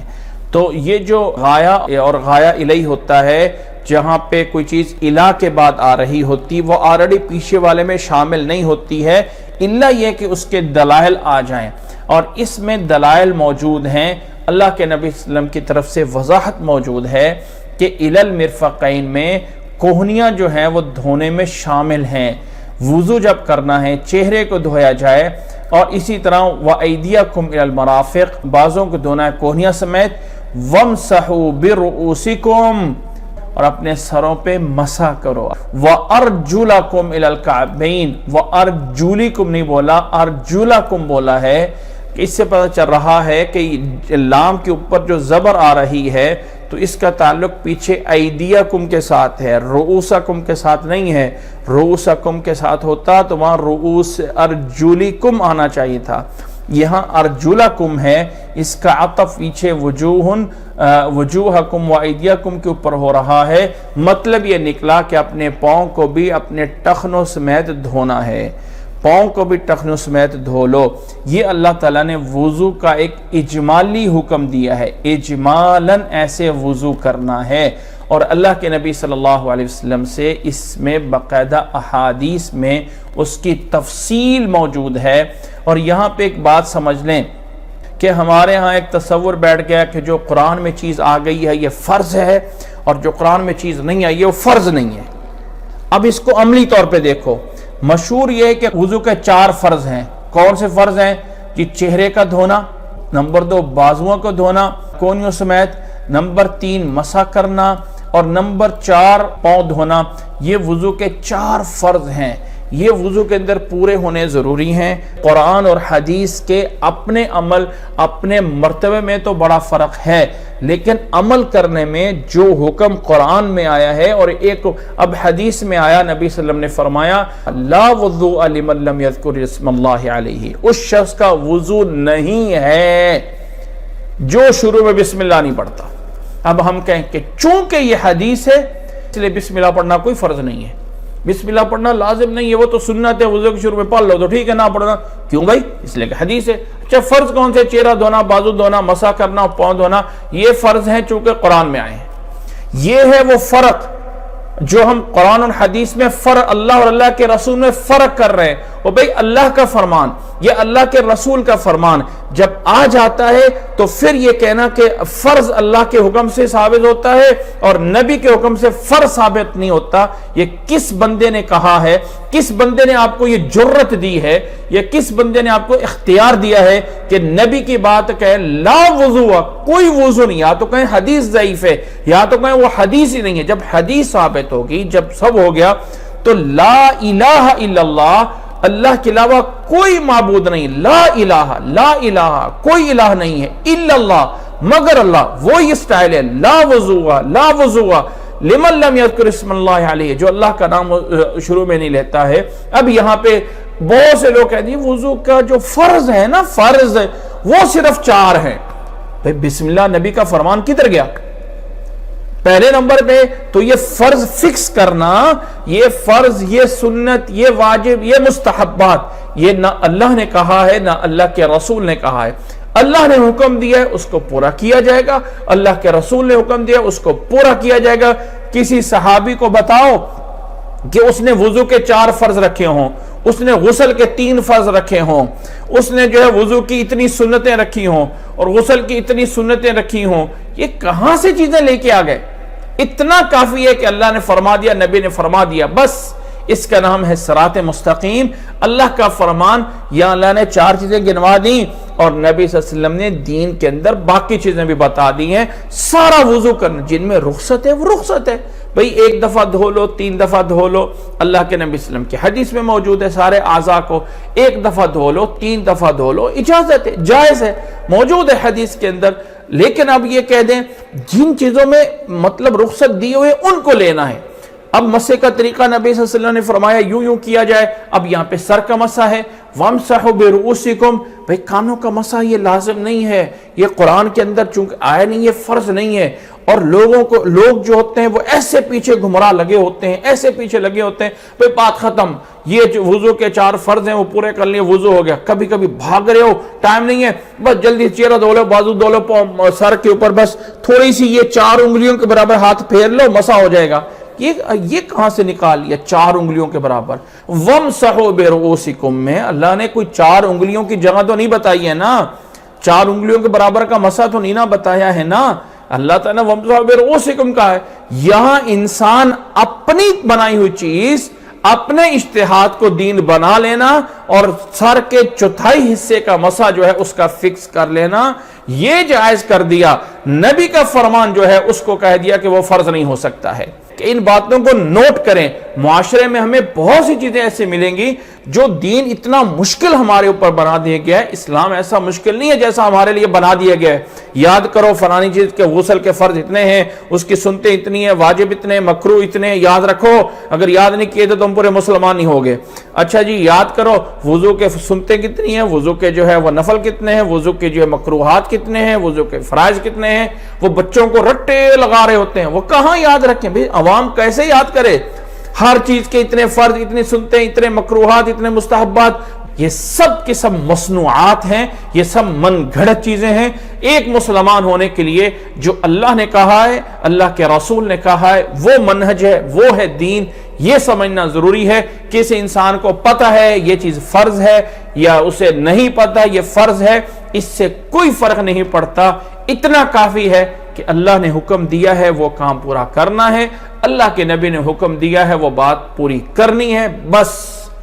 یہاں پہ آ کے ترازو لے کے بیٹھنا فلانی چیز کتنی، فلانی چیز کتنی، اس لیے میں نے زور دیا کہ اکثر لوگوں کو پتہ ہے وضو کے 4 فرض ہیں، دلیل یہی آیت ہے۔ اچھا جی حدیث کی باتیں وہ ادھر سے ادھر نکل جاتی ہیں۔ قرآن اور حدیث حجت ہونے میں برابر ہیں، حجیت میں برابر ہیں۔ اگر قرآن کسی چیز کو فرض کر سکتا ہے تو حدیث جب صحیح مل گئی، صحیح ہو گئی، تو پھر اس کو بھی حجت ماننا قرآن کی طرح ہی لازم ہے۔ اب اس کے اندر ایک کچھ اور باتیں ہیں جو یہاں پہ تفصیل کے ساتھ موجود نہیں ہیں، لیکن چونکہ ہم اب اس وقت پڑھ رہے ہیں تفسیر کو، اللہ ہمیں عمل کرنے کی توفیق عطا فرمائے۔ ابھی میں وہ وضو کا طریقہ شروع کر رہا ہوں، ابھی آپ لوگوں کو تھوڑا سا جو ہے اس کی طرف متوجہ ہونا ہوگا۔ وضو کو عملی طور پہ شروع کرتے ہیں تو یاد رکھ لیں بسم اللہ پڑھے کے بغیر وضو نہیں ہوگا۔ اللہ کے نبی صلی اللہ علیہ وسلم نے اسے لازم قرار دیا ہے اور صرف بسم اللہ پڑھنا ہے۔ بسم اللہ پڑھ کے سب سے پہلے ان دونوں ہاتھوں کو، دونوں ہتھیلیوں کو جو ہے وہ دھویا جائے گا، یہاں سے جو ہے وضو جو ہے وہ شروع کیا جائے گا۔ اللہ کے نبی صلی اللہ علیہ وسلم سے جو وضو کا طریقہ ہے اس کا خلاصہ یہ ہے کہ انسان سب سے پہلے نیت کرے کہ میں وضو کرنا چاہتا ہوں، اور اس میں نیت ارادہ ہے دل کا، صرف اس کے کوئی الفاظ نہیں ہیں کہ کوئی انسان الفاظ بولے، صرف ارادہ کر کے انسان جو ہے وضو کی طرف آتا ہے۔ اور وضو کرنے سے پہلے چند چیزوں کو ذہن میں رکھ لے کہ مسواک کرنا اللہ کے نبی صلی اللہ علیہ وسلم کی سنت ہے، اور یہ مسواک جو ہے یہ وضو سے پہلے بھی کی جا سکتی ہے، وضو کے دوران کلی کے وقت بھی کی جا سکتی ہے، اور وضو کرنے کے بعد نماز سے پہلے بھی مسواک جو ہے وہ کر سکتے ہیں، اوپر نیچے کر کے دائیں بائیں مسواک جو ہے وہ کرنا ہوتا ہے۔ اور وضو سے پہلے اس بات کا بھی ذہن میں رکھ لیں کہ تمام اعضاء کو دائیں طرف سے شروع کرنا ہے دھونے کے لیے، اور یہ جو اعضاء کا دھونا ہوتا ہے یہ کم از کم ایک بار ہے اور زیادہ سے زیادہ 3 بار ہے۔ 3 بار سے زیادہ دھونا جائز نہیں ہے، اور 1 بار سے کم بھی انسان نہیں کر سکتا ہے۔ ایسا بھی کر سکتا ہے کچھ اعضاء کو 1 بار، کچھ اعضاء کو 2 بار، اور کچھ کو 3 بار جو ہے وہ دھو لے۔ اور یہ جو دھونا ہوتا ہے پانی لے جانا مقصد نہیں ہے، دھونا مقصد ہے۔ اگر انسان نے دونوں ہاتھوں سے چہرے کی طرف پانی لے گیا اور کچھ حصہ گیلا ہو گیا اور کچھ حصہ گیلا نہیں ہوا ہے، دوبارہ پھر پانی لے گیا، پھر جا کے پورا چہرہ جو ہے وہ دھلا ہے، تو یہ دھونا ایک شمار ہوگا، پانی لے جانے کی تعداد نہیں ہوتی ہے، دھونے کی تعداد جو ہے وہ ہوتی ہے۔ اور جب وضو کو عملاً شروع کرنا ہے تو سب سے پہلے ان دونوں ہاتھوں کو کم از کم 1 بار، زیادہ سے زیادہ جو ہے وہ 3 بار دھویا جائے گا، اور پھر دائیں ہاتھ میں پانی لے کر آدھا پانی منہ میں ڈالا جائے گا، منہ کو بند کر لیا جائے گا، اور باقی آدھا پانی ناک کے ساتھ لگا کے ناک میں کھینچا جائے گا، اور پھر بائیں ہاتھ سے ناک کو صاف کرنے کے بعد ناک کا پانی جھاڑ دیا جائے گا، اور آخر میں منہ کا پانی نکال کے باہر جو ہے وہ پھینک دیا جائے گا۔ اس طرح کر کے اللہ کے نبی صلی اللہ علیہ وسلم کولی کرتے تھے اور ناک میں پانی ڈال دیتے۔ ایک ہی ہاتھ سے ایک ہی چلو سے کولی بھی کرنی ہے اور ناک میں بھی پانی ڈالنا ہے، اور اس عمل کو 3 بار زیادہ سے زیادہ جو ہے وہ کر سکتے ہیں۔ اور اس کے بعد چہرہ دھونا ہے، ایک ہاتھ میں پانی لے کر دوسرا ہاتھ اس کے ساتھ ملائیں، اور پھر جو ہے وہ چہرہ جتنا انسان کا بالوں سے لے کے ٹھوڑی کے نیچے تک، ایک کان کی لو سے لے کے دوسرے کان کی لو تک، یہ درمیان جو جگہ ہیں اسے چہرہ کہتے ہیں، اس پورے کو جو ہے وہ دھونا ضروری ہے۔ کوئی جگہ بھی خشک نہیں رہے گی، دونوں ہاتھوں سے پانی لے جا کر اچھی طرح جو ہے وہ چہرے پہ جو ہے وہ ڈالا جائے۔ چہرہ دھونے کے بعد پھر ایک چلو میں پانی لے کر داڑھی کے نیچے جو ہے وہ ڈالا جائے، اور آگے سے پیچھے سے دائیں سے بائیں سے ہر طرف سے داڑھی کا جو ہے وہ خلال کیا جائے گا۔ یہ ہے اللہ کے نبی صلی اللہ علیہ وسلم کا چہرہ دھونے کا طریقہ۔ چہرہ اس طرح دھونے کے بعد پھر جو ہے وہ دائیں ہاتھ میں پانی لے کر اس کو اوپر کر کے بائیں بازو کے اوپر ڈال کے پورے بازو کو کوہنی سمیت جو ہے وہ پورے کو جو ہے وہ دھویا جائے گا۔ کوئی جگہ جو ہے اس میں خشک نہیں رہنی چاہیے، 1 بار کم از کم، زیادہ سے زیادہ جو ہے وہ 3 بار۔ اسی طرح پھر صحیح طریقہ یہ کہ دائیں ہاتھ میں پانی لے کر بائیں بازو کے اوپر ڈال کر اسے بھی دھونا ہے، اور انگلیوں میں خلال بھی کرنا ہے کہ کوئی جگہ جو ہے وہ خشک نہ رہے۔ پورے کے پورے دونوں بازوؤں کو دھونے کے بعد پھر ان دونوں ہاتھوں کو گیلا کر کے سر کے شروع میں رکھنا ہے، اور دبا کر آخر میں پیچھے تک جو ہے وہ لے جائیں گے جہاں بال ختم ہوتے ہیں، اور پھر دوبارہ پورے ہاتھوں کو دبا کر شروع میں لایا جائے گا جہاں سے مسح کرنا جو ہے وہ شروع کیا تھا۔ یہ ہے اللہ کے نبی صلی اللہ علیہ وسلم سے مسح کرنے کا ایک طریقہ۔ اور دوسرا طریقہ یہ ہے کہ ہاتھوں کو سر کے درمیان میں رکھا جائے گا، اور جس طرح بال جھکے ہوئے ہیں اسی طرح جو ہے پورا پیچھے تک جو ہے لے جا کے نیچے تک جو ہے وہ چھوڑ دیا جائے گا۔ یہ ہے مسح کرنے کا دوسرا طریقہ۔ سر کا مسح کرنے کے بعد نیا پانی لیے بغیر کانوں کا مسح کرنا ہے، اس انداز سے کہ شہادت کی انگلی کان کے سوراخ میں ڈالی جائے گی، اور جس طرف سے وہ اوپر گھوم کے آ رہا ہے راستہ اسی طرف سے گھماتے ہوئے اوپر آئیں گے، اور پھر یہ جو انگوٹھا ہے اس سے جو ہے وہ پیچھے سے کانوں کے پیچھے سے جو ہے وہ مسح کرتے ہوئے آگے تک لا کے کانوں کے سامنے والا حصہ جسے کن پٹیاں کہا جاتا ہے یہاں تک کبھی مسح کیا جائے گا۔ مسح کرنا جو ہے وہ ایک بار ہے اور باقی اعضاء کو کم از کم ایک بار زیادہ سے زیادہ 3 بار جو ہے وہ دھو سکتے ہیں۔ اس کے بعد دونوں پاؤں کو دھونا ہے۔ بہتر طریقہ یہ ہے کہ دائیں ہاتھ میں چلو میں پانی لے کے دائیں پاؤں پہ تھوڑا تھوڑا کر کے ڈالا جائے اور چھوٹی انگلی جو بائیں ہاتھ کی ہے اس سے دائیں طرف سے شروع کر کے جو ہے وہ انگلیوں کو خلال کیا جائے۔ اس عمل کو 1 بار یا 2 بار یا 3 بار دھونا ہوتا ہے۔ پانی لے جانا مقصد نہیں ہے، دھونا مقصد ہے۔ یہ ٹخنوں سمیت پورے پاؤں کے اوپر جو ہے وہ دھویا جائے گا۔ ٹخنوں سمیت پوری طرح جو ہے وہ دھو لینے کے بعد پھر اس کے بعد بائیں پاؤں کو اسی طرح جو ہے وہ دھویا جائے گا۔ یہاں پہ بائیں پاؤں میں دھونے میں بھی بہتر یہی ہے کہ دائیں ہاتھ سے پانی لے کر چلو بھر کر تھوڑا تھوڑا جو ہے وہ ڈالا جائے گا اس بائیں پاؤں پر اور اسے مل کر جو ہے وہ دھویا جائے گا۔ انسان اگر ٹوٹی کے نیچے بھی کرتا ہے تو پھر بھی بہتر یہ ہے کہ انسان تھوڑا سا کم از کم جو ہے وہ پانی جو ہے وہ چھوڑے۔ یہ کرنے کے بعد پھر جو ہے انسان آگے یہاں آ کے انسان کا وضو جو ہے وہ پورا ہو جاتا ہے۔ اسی طرح ہم پورا وضو جو ہے وہ کر سکتے ہیں۔ اس پوری ویڈیو کو دلائل کے ساتھ اگر آپ دیکھنا چاہیں تو یہ یوٹیوب پہ موجود ہے جس میں نماز کی پوری سیریز موجود ہے اور اس پوری کی پوری سیریز میں سے یہ حدیث بھی موجود ہے، یہ پورا وضو کا طریقہ بھی موجود ہے۔ وضو کا طریقہ مردوں کے لیے بھی ایسے ہے، عورتوں کے لیے بھی ویسے ہی ہے۔ وہاں پہ یہ مسئلہ بھی موجود ہے کہ سر کا مسح اگر آپ نے کرنا ہے اور سر پہ پگڑی باندھی ہوئی ہے تو اس کو کیسے کیا جائے، یا عورت نے اگر دوپٹہ اچھی طرح باندھا ہوا ہے تو کیا وہ اپنے دوپٹے کے اوپر سے مسح کر سکتی ہے یا نہیں کر سکتی ہے، یہ سارے مسائل بھی وہاں پہ موجود ہیں۔ اسی طرح اگر کسی انسان نے اپنی ان اعضاء میں سے اس کے پاس کسی جو ہے وہ جگہ پہ کوئی پٹی لگی ہوئی ہے تو اس کے اوپر مسح کیا جا سکتا ہے۔ یہ سارے مسائل وہاں پہ جو ہے وہ دیکھے جا سکتے ہیں۔ آگے اللہ تعالیٰ نے فرمایا وَإِن كُنتُمْ جُنُبًا فَطَّهَّرُوا، اگر تم جنبی ہو، اگر انسان کو غسل کی ضرورت پڑ گئی ہے، اللہ نے فرمایا اچھی طرح پاک اپنے آپ کو کر لو۔ غسل خامد اور بیوی آپس میں کسی طرح بھی آپس میں مل لیں جس میں آدمی کا مخصوص اعضاء عورت کے مخصوص اعضاء سے ٹچ ہو جائے تب بھی غسل فرض ہو جاتا ہے، یا آدمی کا مخصوص پانی جس سے ایک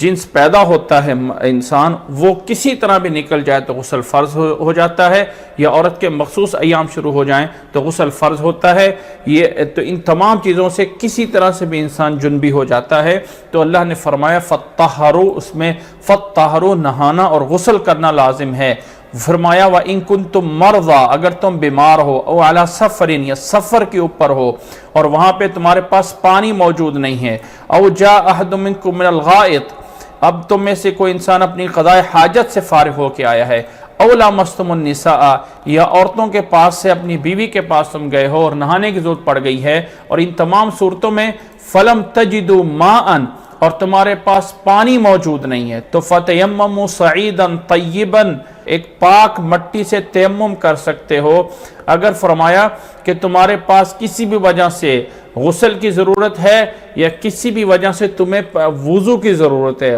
وضو اور غسل دونوں کے لیے تیمم ایک ہی طریقہ ہے، اور یہاں پہ اللہ تعالیٰ نے اس طریقے میں فرمایا فتیمموا صعیدا طیبا، اور فرمایا فَامْسَحُوا بِوُجُوهِكُمْ وَأَيْدِيكُمْ، اپنے چہروں کا اور اپنے جو ہے وہ چہروں کا اور اپنے بازوں کا مسح کر لو، منہ، اس مٹی سے۔ یہ تیمم کا طریقہ ہے۔ اب یہ جو تیمم کا طریقہ ہے تو دونوں ہاتھوں کو مٹی کے اوپر جو ہے وہ یوں مارنا ہے، اور یوں مارنے کے بعد اس کے اندر اگر زیادہ مٹی ہے تو پھونک کر کے آپ پھونک مار کے اس مٹی کو تھوڑا سا کم بھی کر سکتے ہیں۔ اس مٹی کے بعد ایک ہی دفعہ ہاتھ مارے ہیں اور وہ دونوں ہاتھ چہرے کو شروع سے لے کے نیچے تک پورے کے پورے چہرے پہ اوپر ہاتھ پھیرنا ہے، اور ان ہتھیلیوں کے آپس کے اوپر یوں ہاتھ پھیر لینا، یہ اس سے جو ہے تیمم ہو جائے گا۔ اتنی باریک بھی نہیں کرنا کہ اس چہرے کے اوپر مسح کرتے وقت بال برابر بھی جگہ خالی نہ رہے، ایسی کوئی بات نہیں ہے، یا ہاتھوں کے اوپر مسح کرتے وقت بال برابر بھی جگہ خالی نہ رہے، ایسا کچھ نہیں ہے۔ بس مسح کرنا ہے چہرے کا اور مسح کرنا دو ہتھیلیوں کا، ایک ہی دفعہ مٹی کے اوپر ہاتھ مارنے ہیں۔ چہرے کے لیے الگ اور ہاتھوں کے لیے الگ 2 ضربتین والی روایت ضعیف ہے۔ صرف ایک دفعہ اللہ نے فرمایا کہ فَتَيَمَّمُوا صَعِيدًا طَيِّبًا فَامْسَحُوا بِوُجُوهِكُمْ وَأَيْدِيكُمْ، اپنے چہرے کا اپنے ہاتھ کا مسح کر لو، اور یہ مسح کرنے کے لیے مٹی ہونی چاہیے۔ اللہ نے صعیداً طیباً بولا ہے۔ اس سے محدثین یا کچھ فقہا کہتے ہیں مٹی سے مراد مٹی کی کوئی جنس بھی ہو، پتھر ہو سکتا ہے۔ اب آج کل ہمارے ہاں جو دیواریں ہوتی ہیں جو بالکل ہارڈ ہوتی ہیں، جس کے اوپر ذرہ برابر بھی مٹی کے کوئی ذرات نہیں ہوتے ہیں،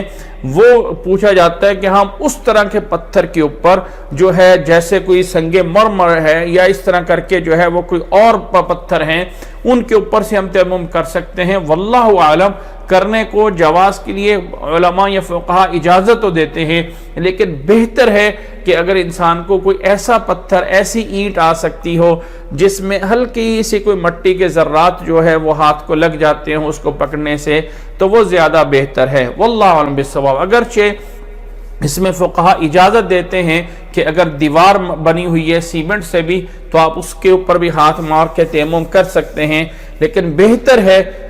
ہے اگر کوئی ہمارے میں بزرگ ہے، کوئی عورت ہے، کوئی والدہ ہے، والد ہے، وہ وضو نہیں کر سکتے، اٹھ کے جا نہیں سکتے ہیں، پانی میسر ہے، اب ہم مکلف نہیں ہیں کہ لازمی طور پہ ان کو جا کے وضو کر، ہاں اگر اولاد جو ہے ان کو ہر نماز کے لیے وضو کرا دیتی تو ٹھیک ہے، لیکن اگر آپ ان کے پاس کسی پلیٹ میں، کسی شاپر میں تھوڑا سا کوئی ایسا مٹی کا پتھر لا کے کوئی تھوڑا سا رکھ دیں کہ وہ اپنا ہاتھ اس پہ یوں کر لیا کریں اور یوں ہاتھ یعنی چہرے کے اوپر پھیل لیں اور ہاتھ کے اوپر پھیل لیں اور وہ بزرگ نماز پڑھ لیں، جو وضو کے لیے جو مائیں یا جو بزرگ نہ کر سکتے ہوں وضو، اٹھ کے نہیں جا سکتے ہیں، مجبور ہیں کہ ہمارے بچے ہمیں وضو کروائیں، وہ یہ ان کے لیے بتایا جا رہا ہے کہ وہ اگر جو ہے وہ ایسا ہو جائے تو انشاءاللہ تعالی اس سے جو ہے وہ ان کا تیمم پورا ہو جائے گا۔ یہ تیمم کا طریقہ ہے جو اللہ تعالیٰ نے یہاں پہ بتایا ہے، فرمایا فَامْسَحُوا بِوُجُوهِكُمْ وَأَيْدِيكُمْ مِنْ،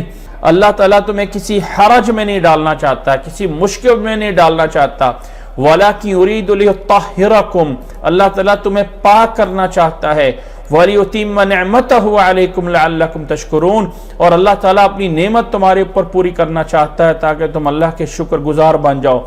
اور پھر فرمایا وَاذْكُرُوا نِعْمَتَ اللَّهِ عَلَيْكُمْ، لوگو اللہ کی نعمتوں کو یاد کرو، اللہ کی نعمتیں تمہارے اوپر کتنی ہیں، وَمِيثَاقَهُ الَّذِي وَاثَقَكُمْ بِهِ، اور اللہ تعالیٰ کے وہ عہد و پیمان یاد کرو جو اللہ تعالیٰ کے ساتھ تمہارے عہد و پیمان کیے ہوئے ہیں، ان کو یاد رکھو۔ وَاذْكُرُوا مِيثَاقَهُ الَّذِي وَاثَقَكُمْ بِهِ إِذْ قُلْتُمْ سَمِعْنَا وَأَطَعْنَا، جن وعدوں کے اوپر تم نے یہ کہا ہوا ہے کہ ہم نے سنا اور مانا،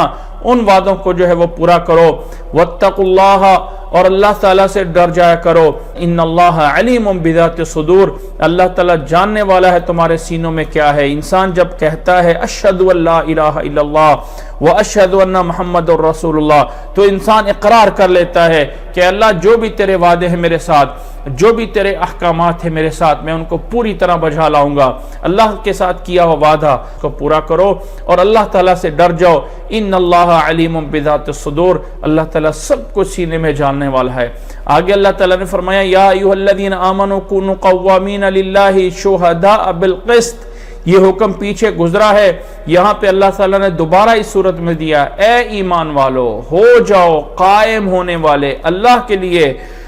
کے لیے قائم ہو جاؤ، شہداء بالقسط، انصاف کے ساتھ قائم ہونے والے، انصاف کے اوپر رہنے والے۔ یہ نہیں کہ انسان اپنے سائڈ پہ کوئی بات آتی تو انصاف چھوڑ دے، ہر حال میں انصاف پہ رہو۔ وَلَا يَجْرِمَنَّكُمْ شَنَآنُ قَوْمٍ عَلَىٰ أَلَّا تَعْدِلُوا، کسی قوم کی دشمنی میں آ کے تمہیں انصاف نہیں چھوڑنا ہے، یہ ہمارے دشمن ہیں اور اب ہم انصاف چھوڑ دیں تو یہ جائز نہیں ہے۔ وَلَا يَجْرِمَنَّكُمْ شَنَآنُ قَوْمٍ عَلَىٰ أَلَّا تَعْدِلُوا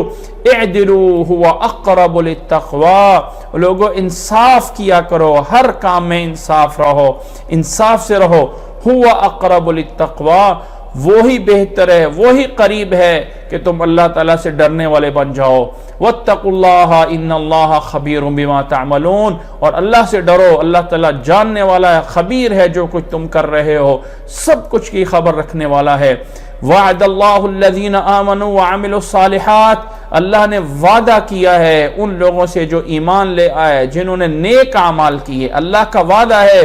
لہم مغفرۃ واجر عظیم کہ اللہ کی طرف سے ان کے لیے بہت بڑی مغفرت ہوگی، اللہ انہیں معاف کرے گا، وَأَجْرٌ عَظِيمٌ اور اللہ تعالیٰ انہیں بہت بڑا اجر عطا فرمائے گا۔ فرمایا وَالَّذِينَ كَفَرُوا وَكَذَّبُوا بِآيَاتِنَا اور جنہوں نے کفر کیا اور ہماری آیات کو جھٹلایا تو اولئک اصحاب الجحیم، وہ جہنم میں جائیں گے، جہنم والے ہیں، ہمیشہ ہمیشہ اس میں جو ہے وہ جائیں گے۔ یا ایہا الذین آمنوا اذکروا نعمت اللہ علیکم، اللہ نے پھر ایمان والوں کو فرمایا اے ایمان والو، یا اے مسلمانوں، یا ایہا الذین آمنوا اذکروا نعمت اللہ علیکم، اللہ کی نعمت کو یاد کرو تمہارے اوپر، اذ ہم قوم ان یبسطوا الیکم ایدیہم فکف ایدیہم عنکم، یاد کرو اللہ کی بہت ساری نعمتیں، ان نعمتوں میں یہ بھی ہے کہ کسی قوم نے تمہاری طرف ہاتھ بڑھانے چاہے تھے اور اللہ نے ان کے ہاتھ روک لیے۔ واتقوا اللہ وعلی اللہ فلیتوکل المؤمنون، اللہ سے ڈر جاؤ اور اللہ پہ ہی بھروسہ کرتے ہیں ایمان والے۔ اس آیت کے شان نزول میں یا اس آیت کے بیک گراؤنڈ میں کچھ واقعات بیان کیے جاتے ہیں کہ اللہ کے نبی صلی اللہ علیہ وسلم ایک سفر پہ تھے اور اللہ کے نبی صلی اللہ علیہ وسلم ایک درخت کے نیچے سو رہے تھے، ایک بدو آیا، اس نے جو ہے نبی صلی اللہ علیہ وسلم کی تلوار جو ہے وہ لٹکی کھڑی تھی درخت سے، وہ اٹھا لی اور نبی صلی اللہ علیہ وسلم کے سامنے تلوار جو ہے وہ سونت کے کھڑا ہو گیا اور کہا کہ کون بچائے گا تجھے اب مجھ سے؟ نبی صلی اللہ علیہ وسلم نے فرمایا اللہ، اس پہ ہیبت طاری ہو گئی اور اس سے تلوار جو ہے وہ گر گئی تھی۔ اسی طرح اللہ کے نبی صلی اللہ علیہ وسلم ایک دفعہ یہود کے پاس تشریف لے گئے اور انہوں نے اللہ کے نبی صلی اللہ علیہ وسلم کے پاس جو ہے ایک سازش کرنے کی کوشش کی کہ اللہ کے نبی صلی اللہ علیہ وسلم کے اوپر پتھر گرا دیا جائے اور اللہ کے نبی صلی اللہ علیہ وسلم کو شہید کر دیا جائے۔ تو اللہ تعالیٰ نے اپنے نبی صلی اللہ علیہ وسلم کو وحی کے ذریعے بتا دیا اور اللہ کے نبی صلی اللہ علیہ وسلم ان کی سازش سے جو ہے وہ بچ گئے۔ تو اللہ تعالیٰ نے فرمایا اے ایمان والو، یاد کرو اللہ کی نعمت کو، اذ ہم قوم، ایک قوم نے کوشش کی تھی ان یبسطوا الیکم ایدیہم، کہ اپنے ہاتھوں کو تمہارے اوپر بڑھائیں، تمہارے اوپر کوئی زیادتی کریں، اللہ نے ان کے ہاتھوں کو روک لیا۔ اور اللہ سے ڈر جاؤ، وعلی اللہ فلیتوکل المؤمنون اور اللہ تعالیٰ پہ بھروسہ کرتے ہیں ایمان والے۔ قیامت تک یہ آیات چلنی ہے اور یہ خطاب ایمان والوں کے لیے بھی ہے، جیسے نبی صلی اللہ علیہ وسلم کے لیے واقعات آئے تو ایمان والوں کے لیے ہر دور میں انسان کو نہیں پتا ہوتا کہ اس کے خلاف اس کے دشمن اور خاص طور پہ مسلمانوں کے دشمن کفار کون کون سی سازشیں کر رہے ہیں اور کس طرح کر کے مسلمانوں کے اوپر ہاتھ بڑھا رہے ہیں، اور اللہ تعالیٰ مسلمانوں کو محفوظ کر رہا ہوتا ہے۔ اور فرمایا اللہ پہ ہی بھروسہ کرنا چاہیے ایمان والوں کو، اللہ تعالیٰ ہی ان کی سازشوں سے بچاتا ہے اور اللہ تعالیٰ سے ڈرنا چاہیے۔ وعلی اللہ فلیتوکل المؤمنون اور ایمان والے اللہ پہ ہی بھروسہ کرتے ہیں۔ آگے اللہ نے فرمایا وَلَقَدْ أَخَذَ اللَّهُ مِيثَاقَ بَنِي إِسْرَائِيلَ وَبَعَثْنَا مِنْهُمْ 12 نَقِيبًا وَقَالَ اللَّهُ إِنِّي مَعَكُمْ لَئِنْ أَقَمْتُمُ الصَّلَاةَ، اللہ تعالیٰ نے بنی اسرائیل سے وعدہ لیا تھا اور اللہ نے ان کے اندر 12 نقیب بنائے تھے۔ جب انہوں نے حضرت موسیٰ علیہ السلام کے دور میں جب لشکر ان کے ایک عمالقہ قوم کے خلاف لڑنے کے لیے تو 12 قبیلوں کے 12 ان کے اوپر سربراہ بنائے گئے تھے اور اس طرح کر کے جو ہے وہ کہا گیا تھا کہ اللہ تمہارے ساتھ ہے، اللہ تمہارے ساتھ ہے۔ وَبَعَثْنَا مِنْهُمْ 12 نَقِيبًا اور اللہ نے کہا تھا میں تمہارے ساتھ ہی رہوں گا، شرط یہ ہے کہ لَئِنْ أَقَمْتُمُ الصَّلَاةَ، اگر تم نے نماز قائم کی، اگر تم نے زکوٰۃ دیتے رہے اور میرے رسولوں کی مدد کرتے رہے، وَأَقْرَضْتُمُ اللَّهَ قَرْضًا حَسَنًا اور اللہ کے راستے میں خرچ کرتے رہے تو میں تمہارے گناہوں کو معاف کرتا رہوں گا۔ وَلَأُكَفِّرَنَّ عَنْكُمْ سَيِّئَاتِكُمْ وَلَأُدْخِلَنَّكُمْ جَنَّاتٍ تَجْرِي مِنْ تَحْتِهَا الْأَنْهَارُ اور تمہیں جنت میں جس کے نیچے نہریں چلتی ہیں اس میں داخل کیا جائے گا۔ فَمَنْ كَفَّرَ بَعْدَ ذَلِكَ مِنْكُمْ، اللہ تعالیٰ کے انعامات کے بعد جس نے کفر کیا تم میں سے تو فَقَدْ ضَلَّ سَوَاءَ السَّبِيلِ، وہی ہیں جو راستے سے بھٹکنے والے ہو جائیں گے۔ ان بنی اسرائیل کے لوگوں نے کیا کیا؟ فَبِمَا نَقْضِهِمْ مِيثَاقَهُمْ، ان کے وعدے توڑنے کی بسبب لَعَنَّاهُمْ، ہم نے ان پہ لعنت بھیجی، وَجَعَلْنَا قُلُوبَهُمْ قَاسِيَةً اور ان کے دلوں کو جو ہے وہ سخت بنا دیا ہم نے، یحرفون الکلم عن مواضعہ، وہ کلام کو، وہ اپنی کتاب کے معانی کو بھی، جو اللہ تعالیٰ نے ان کی طرف جو ہے کتابیں نازل کی تھی، ان کتابوں کے الفاظ، ان کے معانی بدلتے رہے۔ وَنَسُوا حَظًّا مِّمَّا ذُكِّرُوا بِهِ، اور جو اللہ نے ان کی طرف واضح و نصیحت کی تھی تورات کی صورت میں، اس میں سے بہت سا حصہ وہ بھلا بیٹھے۔ وَلَا تَزَالُ تَطَّلِعُ عَلَى خَائِنَةٍ مِّنْهُمْ، آپ ان کی کسی نہ کسی خیانت پہ ہمیشہ مطلع ہوتے رہیں گے۔ الا قلیلا منہم، سوائے تھوڑے سے ان سے ہیں جو اس طرح کر کے جو ہے وہ دھوکہ نہیں دیتے ہیں۔ اکثر لوگوں کی خیانت آپ کو کہیں نہ کہیں ملتی رہے گی۔ فرمایا فاعف عنہم واصفح، آپ انہیں معاف کریں، ان سے درگزر کریں۔ ان اللہ یحب المحسنین، اللہ تعالیٰ محسنین سے محبت کرتا ہے۔ وَمِنَ الَّذِينَ قَالُوا إِنَّا نَصَارَىٰ أَخَذْنَا مِيثَاقَهُمْ، اور جنہوں نے کہا کہ ہم نصارہ ہیں، ہم عیسائی ہیں، ہم نے ان سے بھی وعدہ لیا تھا، یہود سے جیسے وعدہ لیا تو ہم نے ان سے بھی جو ہے وعدہ لیا تھا۔ فَنَسُوا حَظًّا مِّمَّا ذُكِّرُوا بِهِ، تو وہ لوگ بھی جو اللہ نے ان کو جو ہے وہ حصہ دیا تھا ذکر کا اور اللہ تعالیٰ نے اپنے احکامات کا، وہ اس میں سے بھی بھلا بیٹھے۔ فَأَغْرَيْنَا بَيْنَهُمُ الْعَدَاوَةَ وَالْبَغْضَاءَ إِلَى يَوْمِ الْقِيَامَةِ،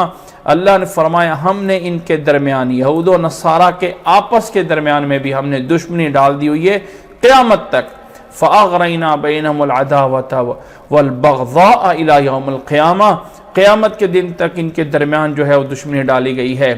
وَسَوْفَ يُنَبِّئُهُمُ اللَّهُ بِمَا كَانُوا يَصْنَعُونَ، اور ان کے جتنے بھی کرتوت ہیں، برے کام ہیں، اللہ تعالیٰ ان کو سب کے جو ہے وہ بتائے گا۔ فرمائے یا اہل الکتاب قد جاءکم رسولنا یبین لکم کثیرا مما کنتم تخفون من قبل، اے اہل کتاب ہمارا یہ رسول تمہارے پاس اب آ چکا ہے، تمہیں بتا رہا ہے وہ بہت سی چیزیں جو تم پہلے چھپاتے رہے تھے کتاب سے، وہ تمہیں بتا رہا ہے بہت سی چیزیں۔ وَيَعْفُو عَنْ كَثِيرٍ، بہت سی چیزیں تمہیں درگزر بھی کی جا رہی ہیں، چھوڑی بھی جا رہی ہیں۔ قَدْ جَاءَكُم مِّنَ اللَّهِ نُورٌ وَكِتَابٌ مُّبِينٌ، اللہ تعالیٰ کی طرف سے اے اہل کتاب کے لوگوں تمہارے پاس آ چکا ہے اللہ کی طرف سے، من اللہ نور، نور آ چکا ہے، وَكِتَابٌ مُّبِينٌ، اور روشن کتاب آ چکی ہے۔ آگے اللہ نے فرمایا یہدی بِهِ اللَّهُ، اللہ تعالیٰ اس کے ذریعے ہدایت دیتا ہے اس شخص کو، من اتبع رضوانہ، جو اللہ کی رضا کے پیچھے لگا ہوتا ہے، اللہ ہدایت دیتا ہے اس شخص کو جو اللہ کی رضا چاہتا ہے، سبل السلام، سیدھے راستے کی ہدایت دیتا ہے۔ وَيُخْرِجُهُم مِّنَ الظُّلُمَاتِ إِلَى النُّورِ، اور اللہ تعالیٰ اندھیروں سے نکال کے روشنی کی طرف لاتا ہے، بِإِذْنِهِ، اپنے حکم سے، وَيَهْدِيهِمْ إِلَى صِرَاطٍ مُسْتَقِيمٍ، اور اللہ تعالیٰ صراط مستقیم کی طرف ہدایت دیتا ہے۔ اب یہاں پہ ذرا غور کیجئے ایک بات کو، ان دو آیتوں میں یہ بات کن کی چل رہی ہے؟ اللہ تعالیٰ نصیحت کر رہا ہے اہل کتاب کو، اللہ تعالیٰ نصیحت کر رہا ہے یہود و نصارہ کو، اور ساتھ ضمناً اللہ تعالیٰ نے کہہ دیا قد جاءکم من اللہ نور و کتاب مبین، تمہارے پاس آ چکا ہے نور بھی اور تمہارے پاس آ چکی ہے کتاب مبین بھی۔ اب اللہ تعالیٰ ہمارے مسلمانوں کو ہدایت دے، اور اللہ تعالیٰ ہم مسلمانوں کو اللہ کی کلام، اللہ کی کتاب کو انصاف کے ساتھ سمجھنے کی توفیق عطا فرمائے۔ یاد رکھ لیں کہ اللہ کے نبی صلی اللہ علیہ وسلم کا مقام، مرتبہ بہت بڑا ہے، اللہ کے بعد نبی صلی اللہ علیہ وسلم کا مرتبہ ہے، اللہ کے نبی صلی اللہ علیہ وسلم رحمت للعالمین ہیں۔ اس آیت سے وہ پکڑ لیتے ہیں کہ اللہ نے کہا قد جاءکم من اللہ نور و کتاب مبین، تمہارے پاس اللہ کی طرف سے میرا نبی نور بن کے آ گیا ہے، اور اللہ کی طرف سے تمہارے پاس کتاب قرآن مجید بھی کتاب آ گئی ہے۔ تو یہاں اللہ تعالیٰ نے نور اور کتاب مبین دو چیزیں بتائی ہیں، تو اللہ تعالیٰ کا نور نبی ہے اور اللہ تعالیٰ کی کتاب مبین قرآن مجید ہے۔ تو اللہ تعالیٰ نے اپنے نبی کو قرآن مجید میں سورۃ مائدہ کی آیت نمبر 15 میں اللہ نے اپنے نبی کو کہا ہے قد جاءکم من اللہ نور، تمہارے پاس نور آ گیا ہے اور کتاب مبین آ گئی ہے۔ لہٰذا نبی صلی اللہ علیہ وسلم نور تھے، اللہ کے نبی صلی اللہ علیہ وسلم کا سایہ نہیں ہوتا تھا، اللہ کے نبی صلی اللہ علیہ وسلم انسان نہیں ہیں، اللہ کے نبی صلی اللہ علیہ وسلم کی پیدائش جو ہے وہ خلقت جو ہے وہ ایک نورانی نور ہے۔ دلیل کیا ہے؟ یہ آیت ہے اللہ ہمیں سمجھنے کی، اللہ ہمیں عمل کرنے کی توفیق عطا فرمائے۔ قرآن مجید کی 2 آیتوں میں ٹکراؤ پیدا کیا جا رہا ہوتا ہے۔ قرآن مجید کی آیت سورۃ کہف کے آخر میں واضح لفظوں میں موجود ہے، قل انما انا بشر مثلکم، اے محمد صلی اللہ علیہ وسلم آپ انہیں کہہ دیں میں انسان ہوں تمہاری طرح، بشر ہوں تمہاری طرح۔ اور میں مثال دے کے کہتا ہوں، اللہ نے آدم علیہ السلام کو سجدہ کروایا تھا نا فرشتوں سے، یہ تو نہیں کہا تھا آدم علیہ السلام تم فرشتوں کو سجدہ کرو، تو فرشتے نور کی مخلوق ہیں اور آدم علیہ السلام مٹی سے پیدا ہوئے ہیں، تو اللہ کے نبی محمد صلی اللہ علیہ وسلم انسانوں میں سے ہیں۔ اللہ نے انسان اس نسل کو مقام اور مرتبہ دیا ہے، اس جنس کو۔ اب یہ نہیں ہے کہ وہ ہماری طرح ہو گئے، اب یہ مطلب نہیں ہے کہ اس سے کہنا کہ وہ انسان بشر ہیں تو ہماری طرف ہوں گے، نہیں۔ ایک وزیر اعظم اور ایک چپڑاسی میں دونوں کا مرتبہ سیم تو نہیں ہوتا ہے، ہمارا نہیں، ہمارے سے لاکھوں کروڑوں اربوں درجہ وہ بہت بڑے ہیں، بہت ہیں۔ ہم تو اپنے نبی کے قدموں کی خاک کے برابر بھی نہیں ہیں، وہ ہماری طرح نہیں ہے، لیکن وہ اپنی جنس اور خلقت میں ایک انسان ہے۔ ہاں اللہ تعالیٰ کا یہ دین، اللہ تعالیٰ کا انہیں ہماری طرف بھیجنا، یہ رحمت اور نور ہے، یہ عمل نور ہے، یہ دین نور ہے، یہ کتاب نور ہے۔ لیکن صفات میں یہ کہا جائے کہ وہ اپنی جنس میں نور بن کے آ گئے ہیں، تو یہ آیت اس چیز کی سپورٹ نہیں کرتی ہے۔ قد جاءکم من اللہ نور و کتاب مبین میں ایک ہی چیز مراد ہے، یہاں مراد اللہ کی کتاب ہے، اللہ کا بھیجا ہوا دین ہے، اللہ کا بھیجا ہوا دستور ہے، جس میں محمد صلی اللہ علیہ وسلم کا آنا بھی مقصود ہے، جس میں کتاب قرآن مجید مقصود ہے۔ یہ مقصد ہی نہیں ہے کہ اللہ کے نبی کی پیدائش یہاں نور سے بتانا مقصد ہے۔ قد جاءکم من اللہ نور و کتاب مبین، اکثر پیچھے میں نے کئی جگہوں پہ تنبیہ کی ہے کہ واو کے بعد والی چیز اور واو کے عطف کے بعد والی چیز دونوں کا الگ الگ ہونا کوئی لازم نہیں ہے، دونوں ایک ہی چیزیں ہیں۔ نورن بھی وہی چیز ہے، کتاب مبین بھی ایک چیز ہے۔ اس کی دلیل کیا ہے؟ اگلی آیت میں اللہ تعالیٰ نے فرمایا یہدی بہ اللہ، بہ ون پرونون ضمیر جو استعمال کی ہے بہ کے ساتھ، یہ اللہ تعالیٰ نے ایک ہی ضمیر استعمال کی، یہ نہیں کہا یہدی بہما، اللہ ان دونوں کے ذریعے ہدایت دیتا ہے، نور اور کتاب دونوں کے ذریعے نہیں، فرمایا نور اور کتاب ایک ہی چیز ہے اور اس کے ذریعے اللہ تعالیٰ ہدایت دیتا ہے۔ من اتبع رضوانہ، جو اللہ کی خوشنودی کے پیچھے لگتے ہیں، اللہ ان کو سبل السلام اور سلامتی کے راستے پہ چلاتا ہے اور انہیں اندھیرے سے نکال کے روشنیوں کی طرف لے آتا ہے اپنے حکم سے۔ وَيَهْدِيهِمْ إِلَىٰ صِرَاطٍ مُسْتَقِيمٍ، اور اللہ تعالیٰ انہیں صراط مستقیم پہ لے کے آتا ہے۔ آگے فرمایا لَقَدْ كَفَرَ الَّذِينَ قَالُوا إِنَّ اللَّهَ هُوَ الْمَسِيحُ ابْنُ مَرْيَمَ،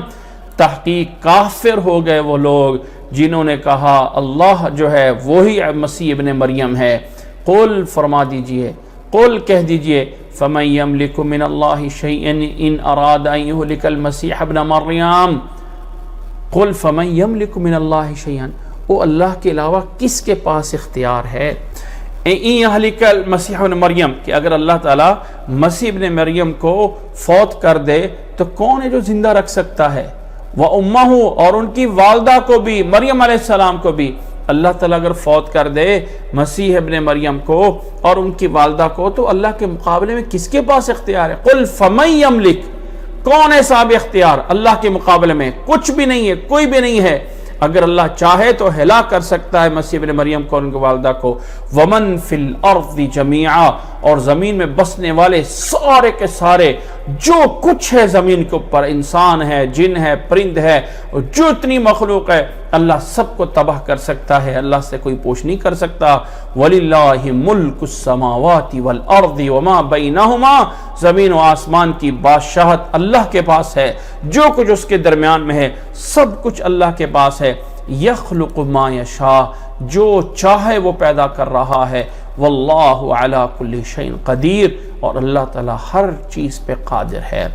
وقالت الیہود والنصارى نحن ابناء اللہ واحباؤہ، وقالت الیہود والنصارى،